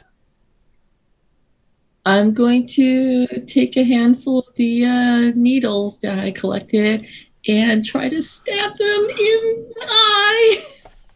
Okay, so you hear Dr. Mike's footsteps coming to the door. Mr. Watson, are you in this room? And you see the door, the handle begin to turn, and the door opens. And you go to stab Mike in the eye? Mm-hmm. All right, you do it. The syringes bury into his face. Please calm down, Mr. Watson. And then the wall behind you explodes as Nurse Annie, with her arms like extended out twice their normal length into long sort of scythe-like blades, steps in. I'm like screaming, what kind of fucking bird flu is this? I am going to provide you with your immunizations, Mr. Watson. Please hold still. And Dr. Mike's going to grab your arms to hold you still. Help! Is it conflict time? It is totally. Or are you ready to? Okay.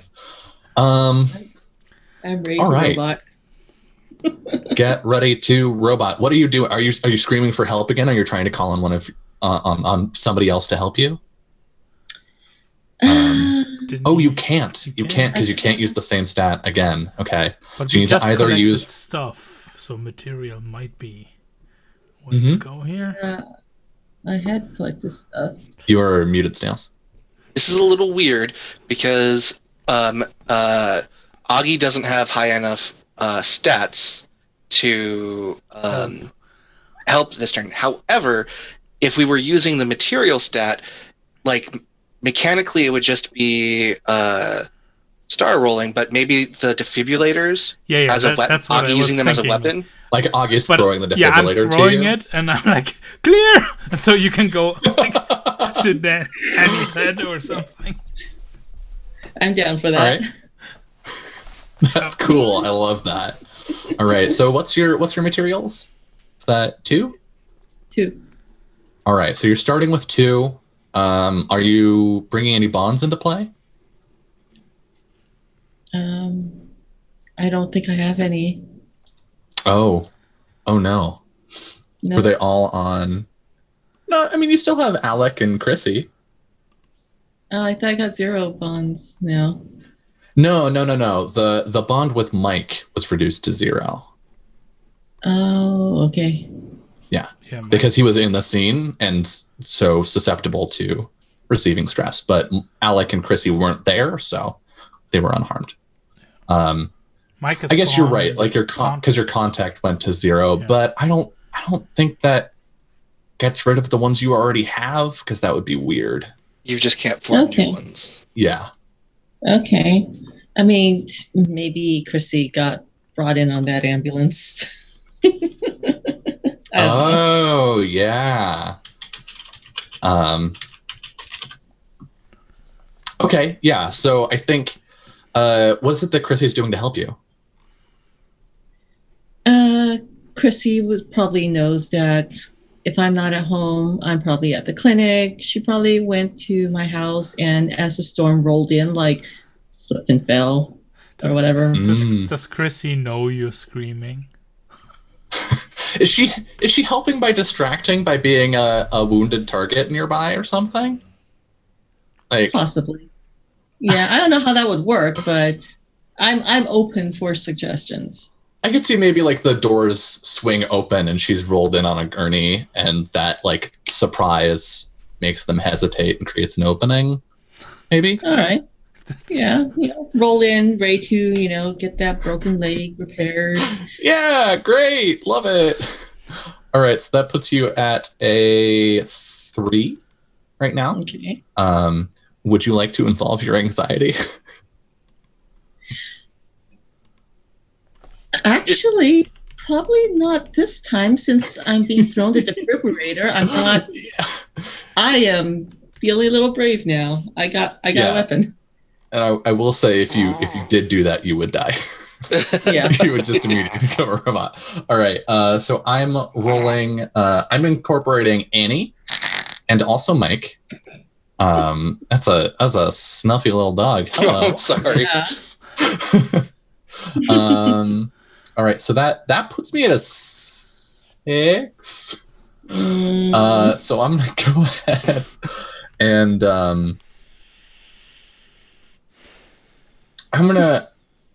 I don't know if I can still reveal secrets because I don't have new ones. I don't know if I can reveal the same secret multiple times. I don't think so, because that's why you can create new secrets or make them higher level.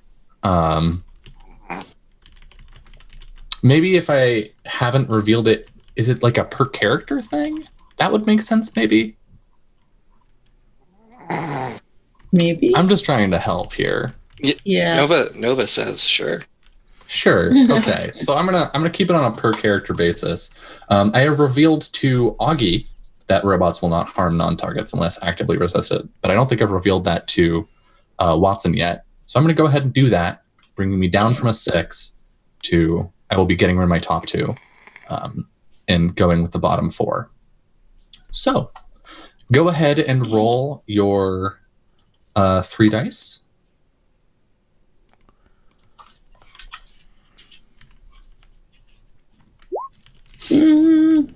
That's pretty good. It's 5.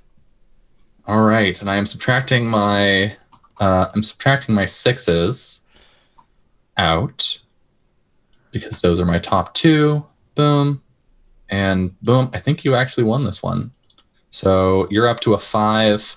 I have a 5, which is my highest, so that would tie. Okay, well, on the bright side, nothing bad is happening to Chrissy. So that's good. She's not dead. Yay for her. Hooray! Hooray! Okie doke. So She's no just stress. lying on a gurney, wounded. Nothing bad has happened to her. If I win, I add new menace dice equal to the total of all secret ratings revealed, which will be another 2. So I'm up to 4 menace dice. I think you can see where I'm going with this. And then no stress if stuff happens to you. So I think what you said basically happens. They don't deal stress to you.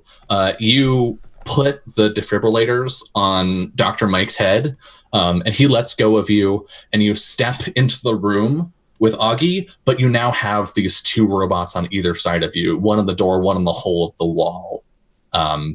And I think we cut then to Augie.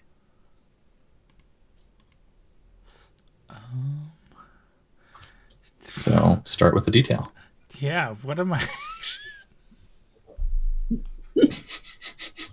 Detail is that you're glad you wore your brown pants.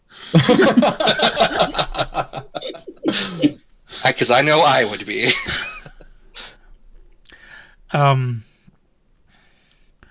I think.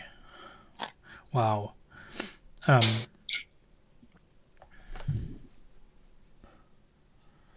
I think. Yeah, I think a detail here is I'm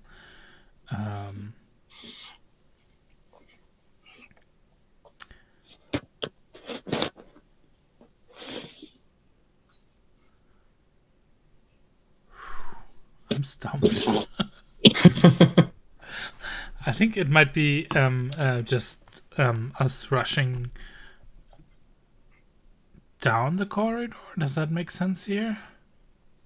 You're bum rushing Mike to get past him? Yeah. Okay. I will add that this gurney is blocking the direct route to the elevator. But there's another more roundabout route you could take. And now, Star and Snails. Is Chrissy's there sitting up on the gurney and cursing up a storm? Can we see that while she's swearing, like a bird flies through the window, like smashes it, strangely like strange density. Instead of splatting against it, it breaks the window. Okay. What are you planning? Yeah. I'm not planning anything. I'm just, sharpening the knives. Okay, so you bum rush Mike and push past him. And he says, please, no running in the halls. Patience, calm down. And then there's a crash as this bird flies through the window and then hits the wall and crumples. And rain begins streaming through the window. Mike is going to begin pulling himself up as Nurse Annie climbs through the doorway and into the hallway on the end of these two big arms. Like the worst crab walk. I think I actually do slow down and keeping Mike at a distance. Like I stop running to not provoke any further like rash movements. But I do want to grab the fire extinguisher from a wall and like slowly back away, and I'm trying to make eye contact with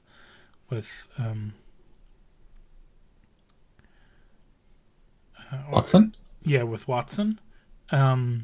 Because I think I've lost track of him in the chaos. As I'm trying to lead them away from the elevator. Okay. Because I know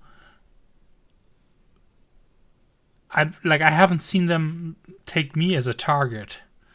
And they wouldn't hurt me if I'm not in the way. But maybe I can distract them enough.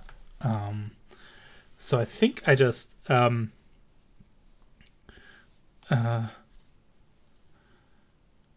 as soon as like maybe as soon as Mike turns away from me, as of nothing to actually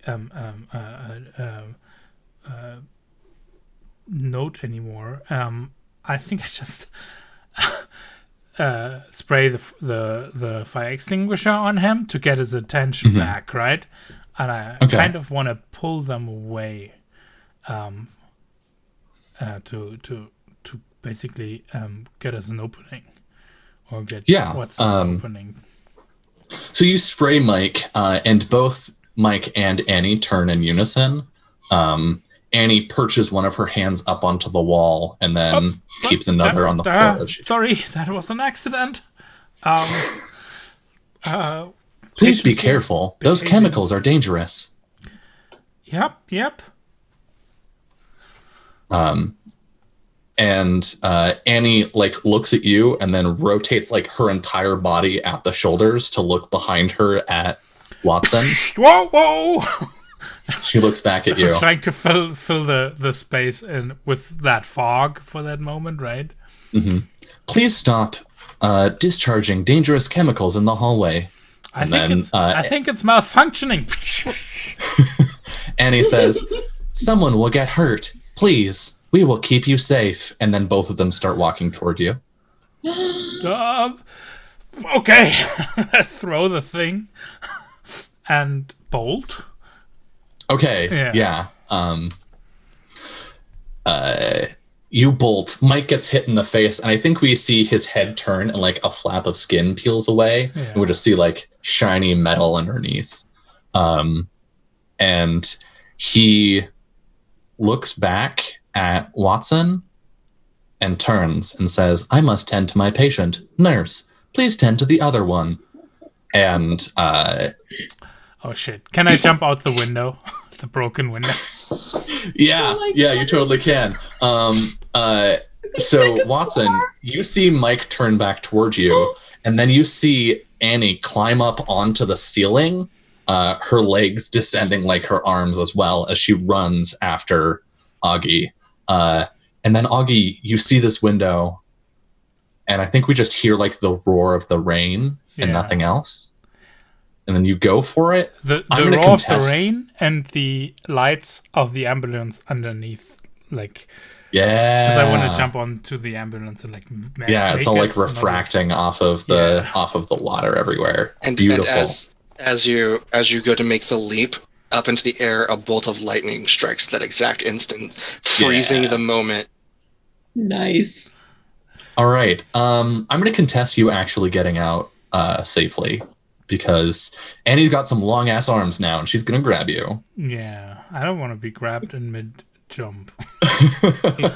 All right, let's roll conflict. I have a control of 3. I'm only tapping Annie for this one.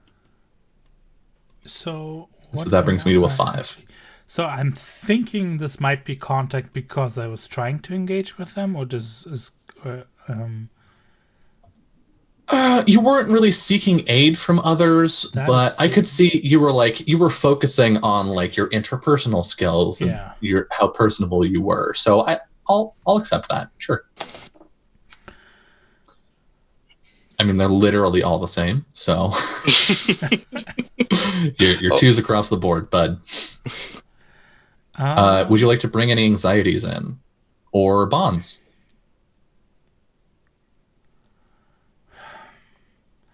I want to bring in Steve, Mm-hmm.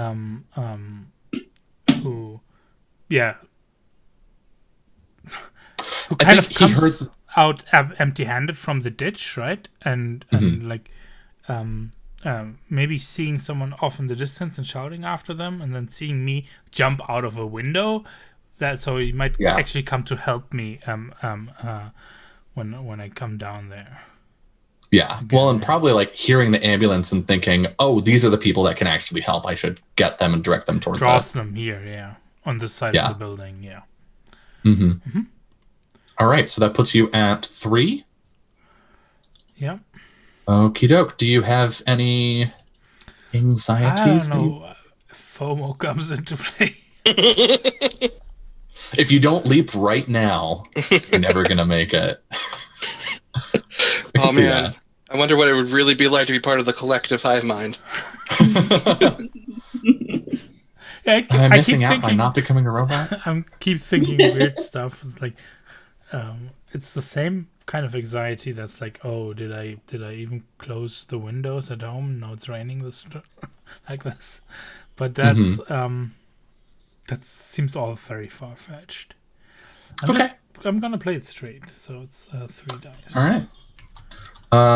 I've got 5 right now. What are you at, Matthias? 3. Okay, I'm gonna burn my 2 3s to give Matthias 2 resistance die to add. Can you do that? Yeah, in reserve, you can. It says that you can spend a reserve die to give another player a resistance die on their turn.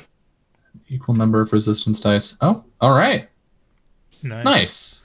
So I have a 5 in reserve left, so now you're rolling at 5. And is this you coming up from the ditch as well with Steve, or? Also arriving in the. There doesn't need to be a narrative reason for resistance dice. Nice. They're a pretty meta mechanic, I think. I'm at 5. Gosh. I'm going to just let it ride. Yeah. So we'll both be rolling 5. And may the better roller win. Here goes. Believe in you. Ooh. 6. Ooh. Oh no. That's a tie, but no, you're gonna choose the 5, right? Because wait, you're right. If I take the 5s, that becomes a 7. Oh my god, thank you, Matthias. Thank you for pointing that out. Let's say goodbye to Officer Steve.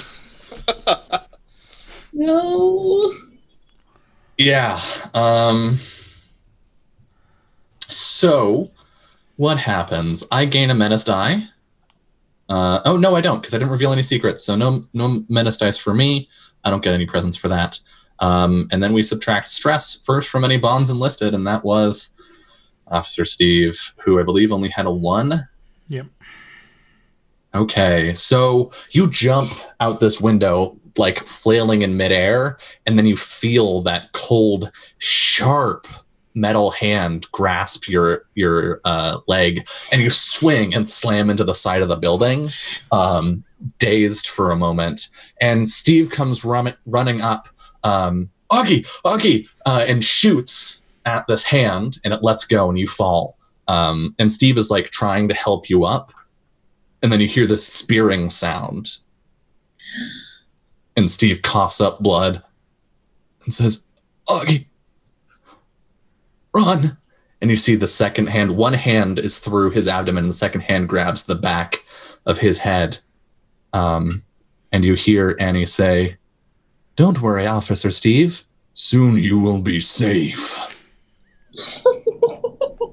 I'm going to add Steve to my robots. I think we're totally gonna win it, you guys. We're on top. Okay. And that ends round 2. So we get to go into the end of turn stuff. End of turn. I will roll all menace dice. You will roll all resistance dice. You unfortunately earned 0 resistance dice this time around. I will use my 5. All right, let's see what I get with my menace. Nothing but ones. Oh no. That's a 6. I'm also going to spend a reserve 6 here to replace one of those many 3s, which will bring me to a 7. Which you spent your 5, so it's only a difference of 2. That's not too bad. No, it's looking rosy in this game for us. And then I get to boost a stat. You know what? Annie, I feel, is the monster in this game. Yeah. Like, Annie is the one that's like slowly improving as she converts people. So I'm going to go ahead and bump her up to a 3. God. Nurse Annie is scary. She's the one on the poster. She's the head nurse in more ways than one. Oh no. Oh no. And we count down to turn 2. I think we can probably just blast through turn 2 and then cut it short 1 turn early and do our 0 stuff after that. Is everybody okay with that? Sure. All right, everybody roll 1d6. I haven't gotten to turn any of you into robots yet. It's only a matter of time. Why can't I get 6s when I roll conflict stuff? Well, Star, you get to decide what order we're going in. Okay.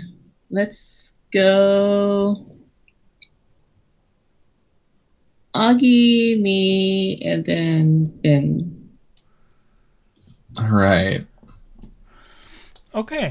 Well, the detail obviously is the turning of the key in the ignition of the ambulance. Yeah, I like that. I'm going to add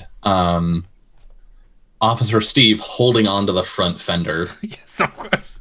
Of the ambulance. Can we add the detail of Vincent wandering out of the ditch covered in his friend's blood? Let's being like washed away. Yeah. Are you okay with that, Star? Mm-hmm. All right. So I hit reverse with like a and basically do a blind 3-corner turn, right? Maybe hitting another car even with the back. Yeah. Steve, sorry, is holding on to the front of the bumper, so you're just like sort of slowly moving backwards while your tires spin on the wet pavement. You are moving, but it's a lot slower than you would hoped. And then I basically hit drive again and try to hit the gas and like swerve and see Vincent. I'm like, want to take the ambulance to pull out of there. And start like swerving left and right to, I don't know, get some motion on like on Officer Steve to throw him around the hood of the car. Yeah. So Officer Steve was like pulling. So when you go into drive, I think it's the reverse of the bounce he was on. So he slips, and when you swerve, he swings off of the bumper and rolls across the pavement, landing between you and Vincent. Oh, I hit the gas and ran Steve over. Oh god. All right. Okay. Yeah. You drive forward and hit Steve. Vincent, it's dark now. It's full on nighttime. It's storming. But in a flash of lightning, you see a hulking four-legged shape on the side of the building leap. And as you're about to hit Steve, Augie, you hear and feel something hit the top of the ambulance, and it like rocks to the side, and then you hit Steve and just like thump, thump, over. And you have to like slam on the brakes to avoid hitting Vincent. Yeah. Vincent, you see this hulking shape that is vaguely reminiscent of Nurse Annie as its jaw extends down like a foot. Oh. My lord. Fuck! Get in! I'm just yelling at Vincent. I get in the car. Like, I think as you open the driver's side, either the window or the door, Augie, the head lowers down in front of you, and Annie, or what was once Annie, says, "Please remain still, patient." And she's gonna go for you. I think I fall. I fall to basically the passenger seat and start kicking at her face. Okay. As I yeah. All right. So she's like gnashing and gnawing, and you're kicking her face. Yeah. And then there's a creak, and the ambulance lifts up at one end, and then tips over. Leaving now, she's like on what is effectively the side of the ambulance, looking down at you. And Vincent, you can see Officer Steve just horribly beat up and shredded, walking toward the ambulance as well. He goes to the back of the ambulance and flips the doors open. You can hear the doors in the back of the ambulance open, Augie, but you're trapped with your back on the ground. What do you do?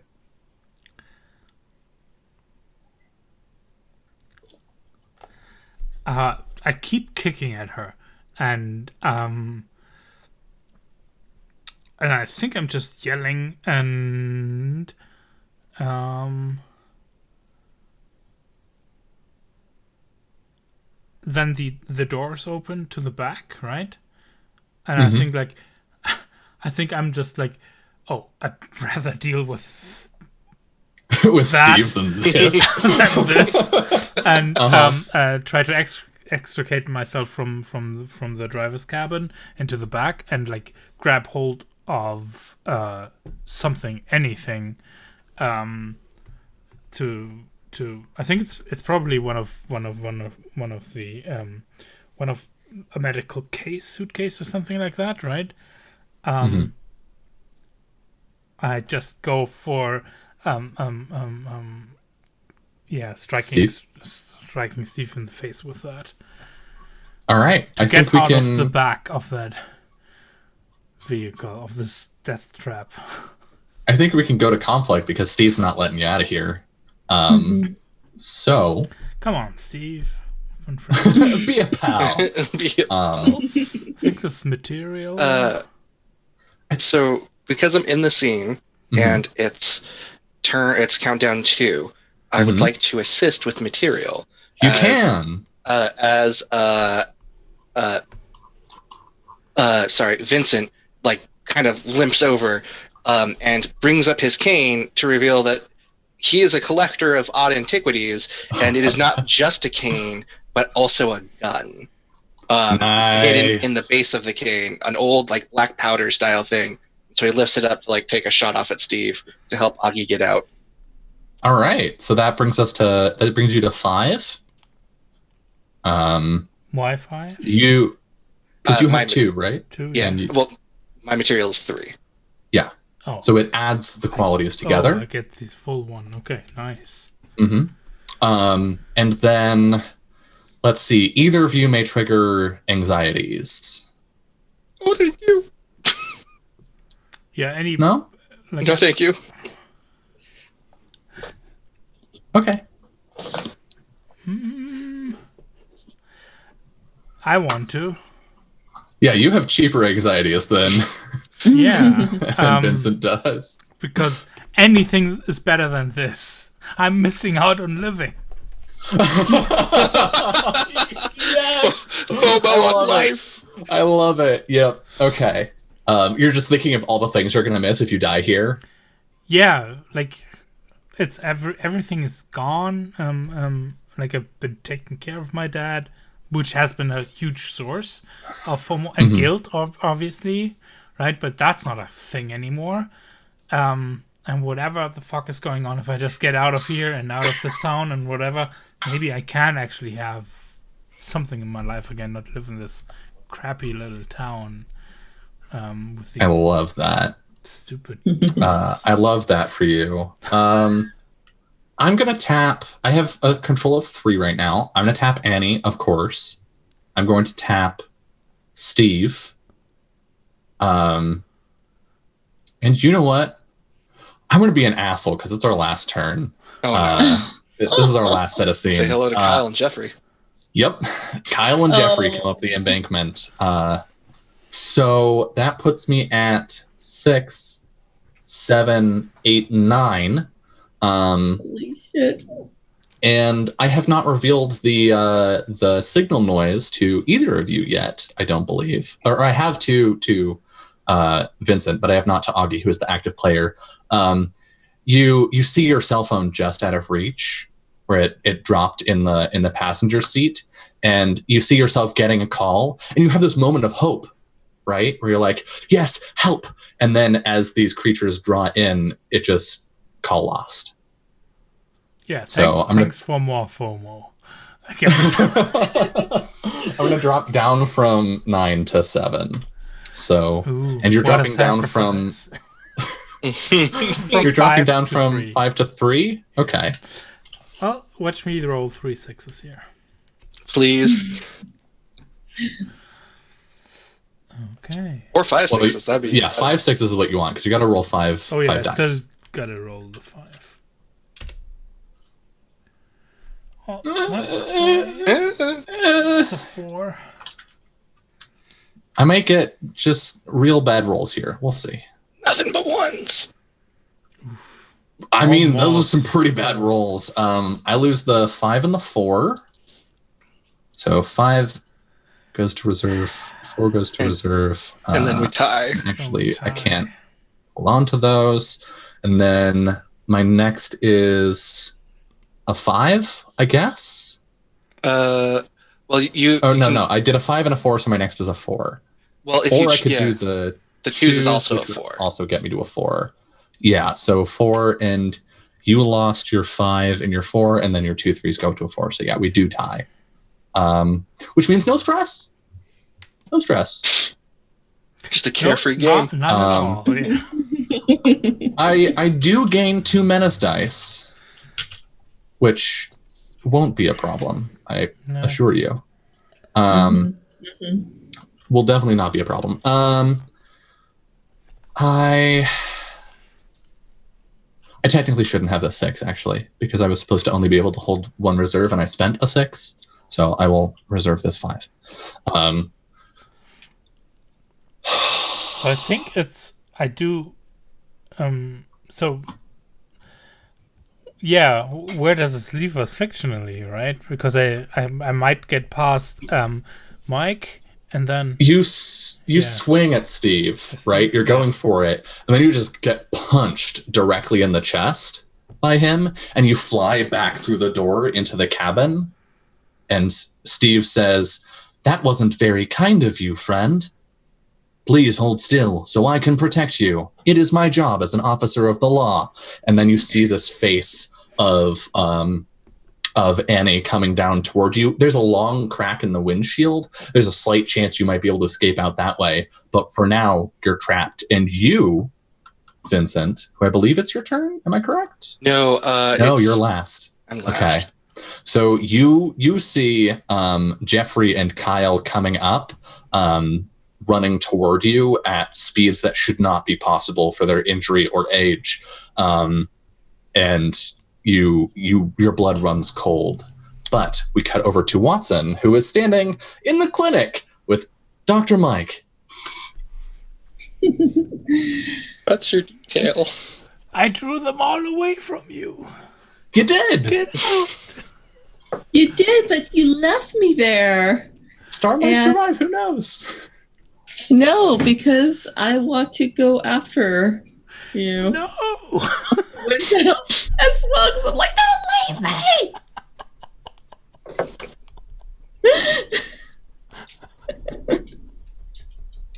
Second, I'm gonna try to drag Chrissy with me as well. That's the Okay. detail. So you're dragging Chrissy. Mike.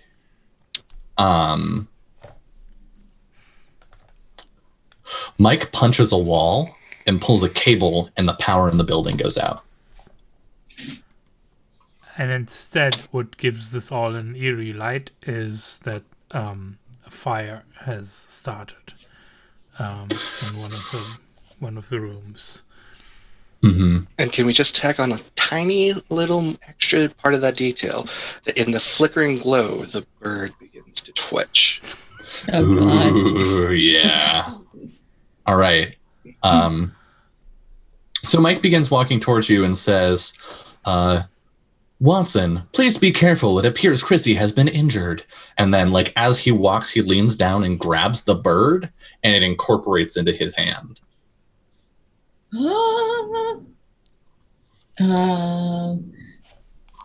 You revealed the secret to me that they won't go after someone that's not targeted, right? Uh-huh. As long as they're not Okay. actively stopping them. Okay, so I see that, and fuck Chrissy then. I'm going to grab her purse, and I don't know. I think I said before I was going out the window after Augie.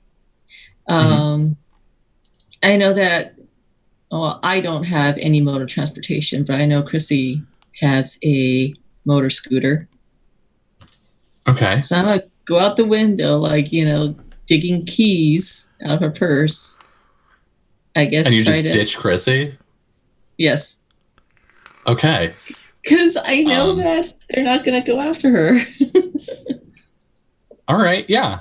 So you gingerly hop out the window down like a 10-foot drop. I think you land a little weird and like slip and fall and like land on your hip. Nothing's broken, but you're sore and you're going to be limping. Yeah. I'm going to pull out my portable raincoat too, because I'm always prepared for not getting sick. Right, absolutely. And then you hear a splash as Mike lands behind you. Shit. And he says, "Thank you for leaving Chrissy alone. Please hold still while I administer your medicine." I already got my flu shot this season. I hope the motor scooter is like close. I'm just gonna like get to it. I see like this whole scene with the ambulance. Yeah, well. you hobble to the scooter and you can see like the ambulance is on its side, part of it is being torn open by one of Annie's hands as she tries to like get further into the ambulance toward Augie. You can see Vincent, who you don't know, trying to like stave off this young man and this older man. Everything is mayhem. That is quite some mayhem. I'll throw out the scooter, and I have no idea what's going on in the ambulance, but I'll head over towards Vincent. And can I tell if Vincent is the robots or if the other two are the robots? Who's the one in danger here? It's pretty clear with the two of them saying, and all the blood. Yeah, like Vincent and Father, please remain still. Oh, Vincent, old boy, please be careful. It is dangerous on the wet road. So Blasted! Yeah? Who are you? Just waving the cane about. Yeah. I'll swing by Vincent on the scooter. I'll be like, get on! Okay. All right. And then he just like tries to clamber onto the scooter. There's a man. There's a man in the ambulance. I think as you try to get away, Kyle and Jeffrey are going to try and stop you. I think this is our conflict point. All right. So, I have a control of 3. I am tapping both Jeffrey and Kyle for a total of 5. All right. Let's see. You used materials last time, so. All right. So I can't do materials now. I think you have to use resolve. I'm sorry? I think you have to use resolve because your contact is at 0 and you can't use material. Sounds good. I'm being pretty brave right now, aren't I? Do you like punch one of them in the face to make space? The hypochondriac just done. Yeah. So done. I don't care if I get sick. Fuck off. I mean, like, not so much punch. I mean, would it count as material if I just kind of like use Chrissy's purse as like? I could see this as resolve if you're using it as a weapon to fend them off. If you're acting on your own, right? It can't be material because you rolled material last. Yeah. Yeah. So, I mean, I'm just going to use it as like, you know, extension of my arm, like, you know, weapon. Because women's purses are so heavy, right? Mm-hmm. Yeah. Holy club. Yeah. I'll accept that as resolve. That makes sense. I'll use my use my contact of 2 to add to the dice pool, and I'm just like, I say, you can do it. I believe in you. You need to run as fast as you can. I'm just trying to be a hype. You're just relying on her, on him. You're like, please work. I believe in you. I don't know you, but I do. All right. I say. Also, my accent's changed entirely. We've seen the last 10 in this one. That's fine. Would either of you like to incorporate an anxiety? We wouldn't have any dice if I did. Or Watson, would you like to call upon a bond? I haven't used the delivery boy yet. Alec, yeah. Yeah. Mr. Baldwin himself. Yeah. I'd say Alec probably delivers dinner to the hospital, you know, various patients and doctors there. So he'll come like revving up on his motorcycle as well. Nice. All right, yeah, he's gonna like try and drive between you. We've had a lot of automotive violence in this game. Try and like drive between you to like hit the arms of these two. Okay, so that puts you at 4, I believe. All right. And I'm at 5. I am not doing any secret stuff.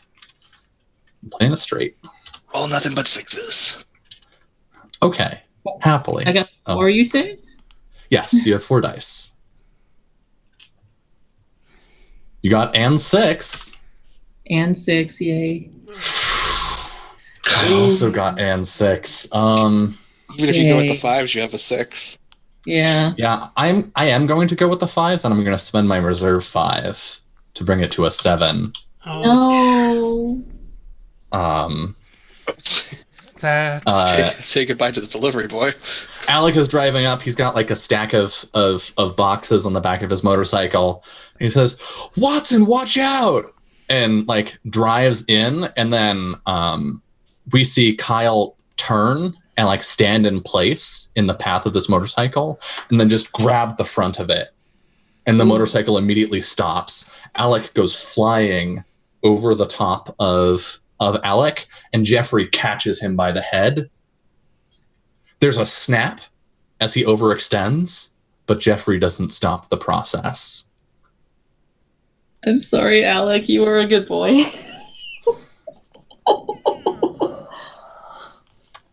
Fortunately, it wasn't worse than that. You didn't take any further stress. It was only the one. So let me just add a certain Alec to my roster here. No. I love that we've only beaten you once this entire game. This has been rough. I will say none of you turned into a robot though. I mean, if you win at the Yes. end, though, we still lose and become robots. So Yeah. There is a chance you get away. There's a non-zero chance at the moment.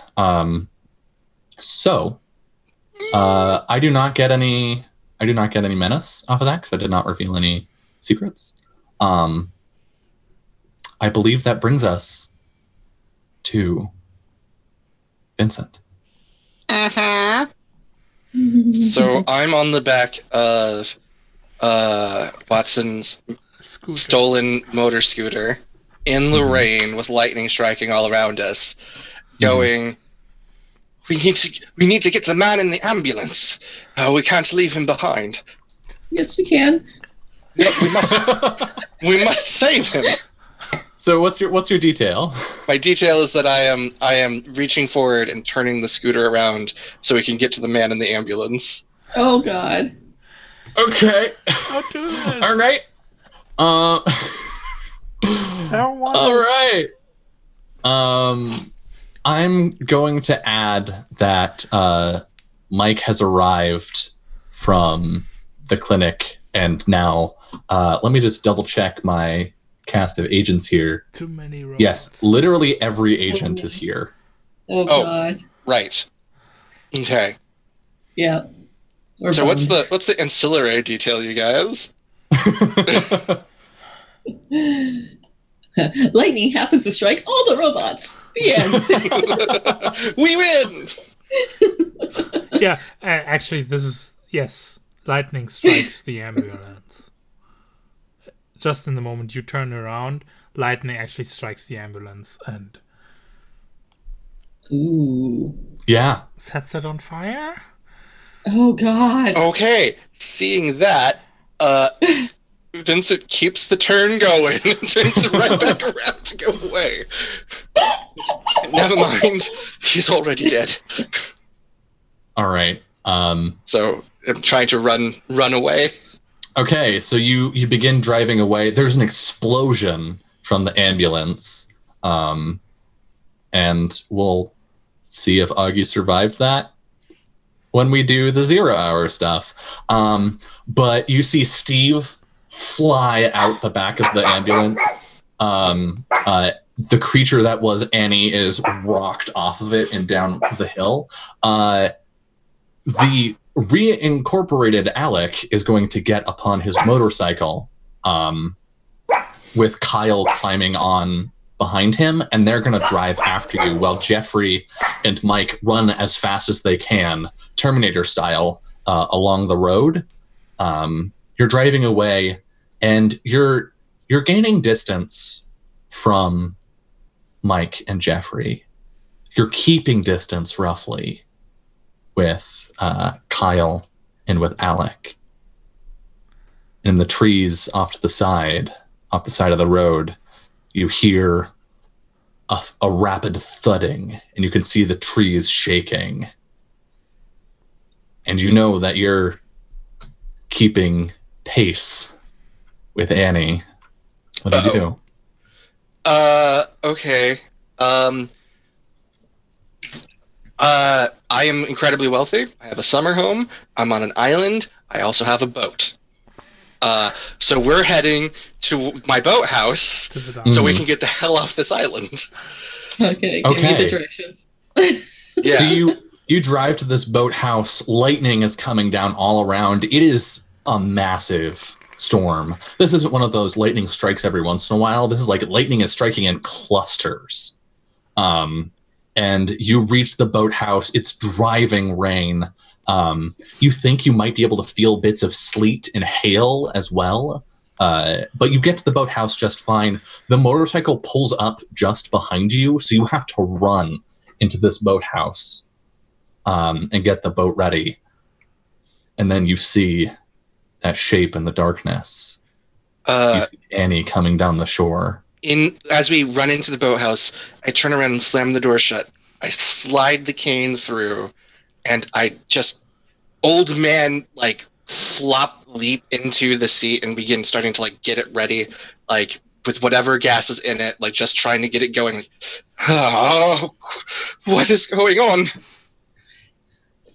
I'm telling you, it's the end of the world. It's the apocalypse. It's the flu. What? They're robots, not infected people. It's the robot flu. They can't be robots. They're infected. I'm telling you, it's a zombie apocalypse. Have you ever seen a zombie do that before? I haven't. I've read all of the zombie literature. There's nothing like it in there. Might be a new breed of zombie. You have the boat going. Okay, so boathouses usually have a door on like the other side where the boat would come out too.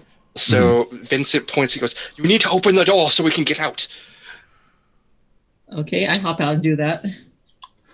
You rush up to the door and the door opens for you, pulled off of its hinges by Kyle on one side and Alec on the other. Nope. There's a banging at the door that you barred, and you hear Mike say, "Please, Mr. Watson, please calm down and remain where you are." And then you hear Jeffrey say, "Oh, Vincent, old boy, please remain still. We will protect you from this storm." I reply, "When have you ever known me to be calm?" I yell at Watson to get in, and I just gun the engine to like try and make a mad dash. The door bursts open, the one that you barred, and Mike and Jeffrey just sort of like inhumanly push past each other into the boathouse. Like throwing myself onto the boat. Alec and Kyle are leaping for the back of the boat, but then everything just sort of slows down, and you see a bulge in the lake behind your boathouse, and the horrible shape of Annie begins to rise up, water pouring down over her mechanical limbs. And she is between you and the lake. Oh, no. I think this is our conflict. Okay. I'm going to use material because I have a very nice speedboat. And I am going to pull out a flare gun in like the glove compartment and hand it to Watson to fire off while I'm driving. Nice. So, are you going to help, Watson? Yes. Can I use my own materials as well? I think so. Yeah. All right. I think we can argue like it's the use of the tool, right? Your ability to use this flare gun effectively. Okay. So that adds 2, I believe. Yes, and I would like to activate my last bond and just say that like Anais was taking a nap in the boat after a long day out, and just wakes up to all of this. It's like, I knew it was going to happen eventually. Like reaches for something heavy to throw. Maybe he sees something because he's a robotics expert, right? She is a robotics expert. Sorry. She's a robotics expert. Maybe she directs Watson's aim to something that she thinks is a weak point on Annie. Yeah. Okay, so that brings me up to 6 dice. Mm-hmm. So here's the question, y'all. Do I activate my anxiety so we have resistance dice potentially for the 0 hour? For the 0 hour, or do we try to win this particular instance? You know what? I'm scared of being useless, and all I can do right now is drive my very expensive boat. Oh, no. Okay.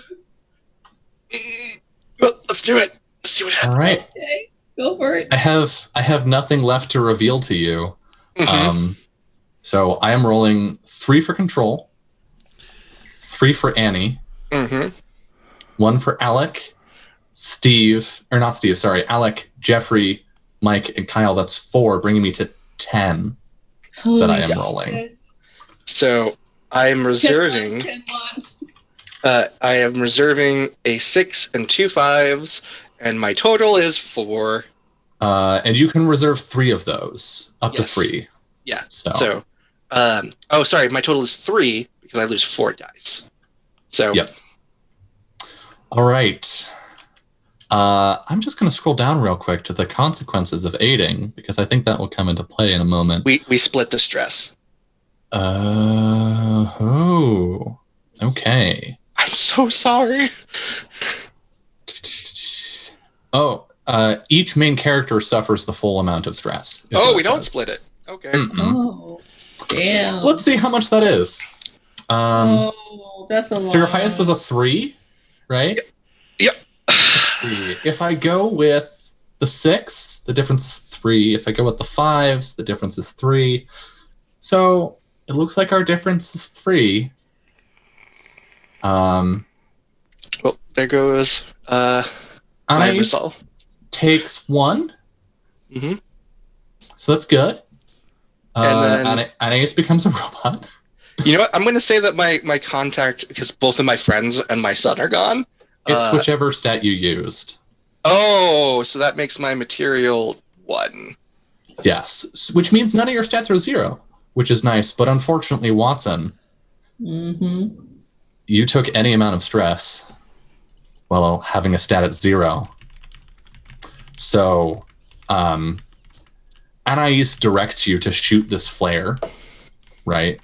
And it hits like right in the distended jaw of Annie. And this horrible creature rears up, making space for the boat to go under. But at the doors, those big back doors to the boathouse, Kyle and Alec jump in. And Alec grabs you, and Kyle grabs Anais.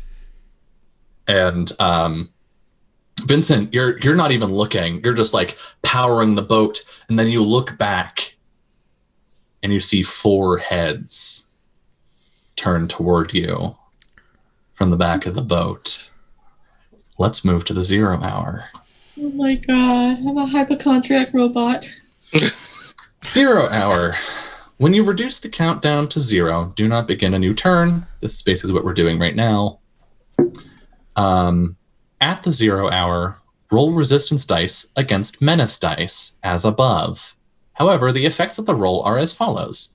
If the resistance roll is higher, which cannot happen because you have 0 resistance dice right now, then every player with a main character gets to add 1 to any quality. If the menace dice result meets or exceeds your result, which it will exceed, I add 1 to my control rating, bringing it up to 4. Finally, every remaining character, so Vincent and Augie, you both get to sum your qualities. So add all of your stats together and tell me what that is. Okay, but I can spend my reserve dice to combat your roll. Right? That's true. Yeah, That's true. That's why I did the thing. I also have a reserve dice. Okay, good point. All right. What's your reserve die? I have a 5 and a 4. I have the 6 and 2 5s. I think if you pool your 5s together, you have a 7. You have a 7. All right, I'm going to roll my 46. This might save someone. I got a 6. You beat by 1. Both of you get to boost one of your qualities by 1 instead of me adding to my control. My wealth is coming back to me. All right, and then sum your scores. So it's a 5 for me. I've got 7. Jesus. I did not lose any. You didn't. Wow. Did all of the robots leave Augie in the ambulance and then chase after? So here's the deal. If the sum of your main character's qualities is equal to or less than the control rating, then your main character is finally replaced. But if the sum exceeds the control rating, which is 3, your main character has survived the conspiracy. Narrate with everyone a final scene for each remaining main character. Explain how each survives or becomes replaced. So let's start, let's continue with Vincent. Passing underneath, Vincent looks back as he hears a commotion, and it's a fairly sizable speedboat that they're in. It's very fancy, top of the line. And seeing what has happened back there, he grabs a life jacket and puts it on, and a portable scuba type engine. So it's basically one of those self-propelled, self-propelled things, and just jumps into the water as lightning strikes all around. Yeah, I think there's this. We see you dive under the water, right? And you go low, and then you see this flash, this ripple of lights on the surface, and you feel a tingle as this lightning strikes in a roll across this area, exploding the boat and the robots thereon, and striking Annie. And she roars this deep roar as she shifts and jerks in the water. But you can swim to safety. You can leave Richards behind. Your friends, your family. What friends? What's family? And I think we see you desperately climbing out of the lake as dawn comes. But then we see Augie. Augie, what do we see? I think what we see is his little corner store, and him stumbling in, bloody and wet and not looking too good.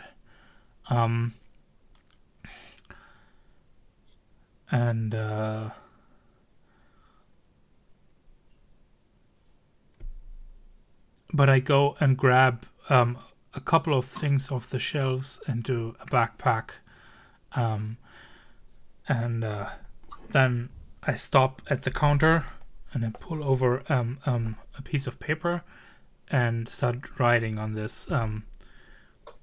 Whatever they will say tomorrow was no accident. If you feel unsafe, take what you need. I'm gone. And get away too. No time to explain. I don't think you would believe me anyways. Yours, Augie. And I wrap my keys to the store and everything in that, and we see as I drop that in the mailbox of my neighbor, that maybe she'll take that warning and she'll use what she needs and take what she needs to get away because right now it's a handful of robots. Mm-hmm. That is still something you could escape from if you do it in the next couple of days. And I'm heading out. Yeah. I think we see you catch a ferry off of the island and back to the mainland. But then we see the inside of your convenience store, your little corner store. And we see a man named Joey. He's like looking at the counter, like trying to look in the back. Damn it! The hell is Augie? And yeah, whatever. He ain't here to stop me. Like reaches over the counter and grabs like a bag of jerky. And then we hear the ring of the bell on the door. And he turns and says, "Oh, hey there, Steve. How you doing? Damn, you look rough. Don't worry, Joey. I am here to protect you." And then we end. Oh no! I didn't even get to enjoy my life as a robot. Alas. I got blown up in the boat. But fuck, two of you survived. It was looking rough, like every step of the way through there. I didn't think it was going to happen, and I'm so sorry, Star, for that calculated maneuver that got you killed. I was really hoping. Oh wow. Well, GG's, friends. Yeah. This was awesome, though. Yeah, let's go around to outros. Maybe say how you felt about the game. Let's start with our robot, maybe. Okay. Again, I'm Starla Day. I heard about this game through Katie on her Twitter. So, I'm always up for jumping in random one-shots. As for myself, I have a weekly game that I stream. It's D&D 5e. I've been playing it for over 4 years now with my group. Same characters, like lots of fun story arcs, and I'm actually going to be streaming it in exactly 4 hours on my channel Starla Day. So come over and watch. Nice, thank you.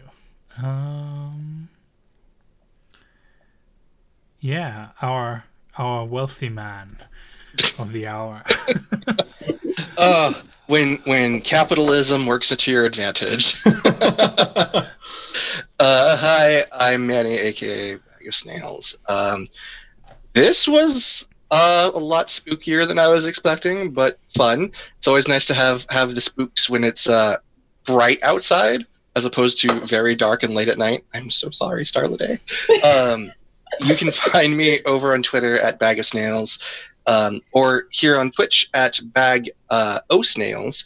Right now, I'm doing a lot of Pokemon streaming, getting ready for Sword and Shield that are coming out in November, and I'm also working on a Tal'Dorei campaign that'll be streamed soon, set in an alternate universe that asks the question of, what if the only surviving member of Vox Machina was Percy? And what does that world look like? So, this was a ton of fun, and I'm so sorry Katie had to miss out on it, because I think she would have had a blast. Yes, I think so too. Mm-hmm. Yeah. Gotta run this game again. Yes. I am definitely running this for a home one-shot of like a Fallout 4 inspired synth game. Yeah. Nice. Yeah, thank you, Don, for introducing us and showing this game. This was awesome. Absolutely. Where can people find you and your stuff? You can find me all over the place. Twitch, Twitter, YouTube, Patreon, and itch.io. All of those places, I am a Narcissus, which you can see right there below my face. ANARISIS. You can also find this game for free. This game is literally, it's free. There's a PDF of it on DriveThruRPG. I'll put a link in chat if you want to play it yourself. I highly recommend checking it out. I have been wanting to play this game for like 7 years, something like that.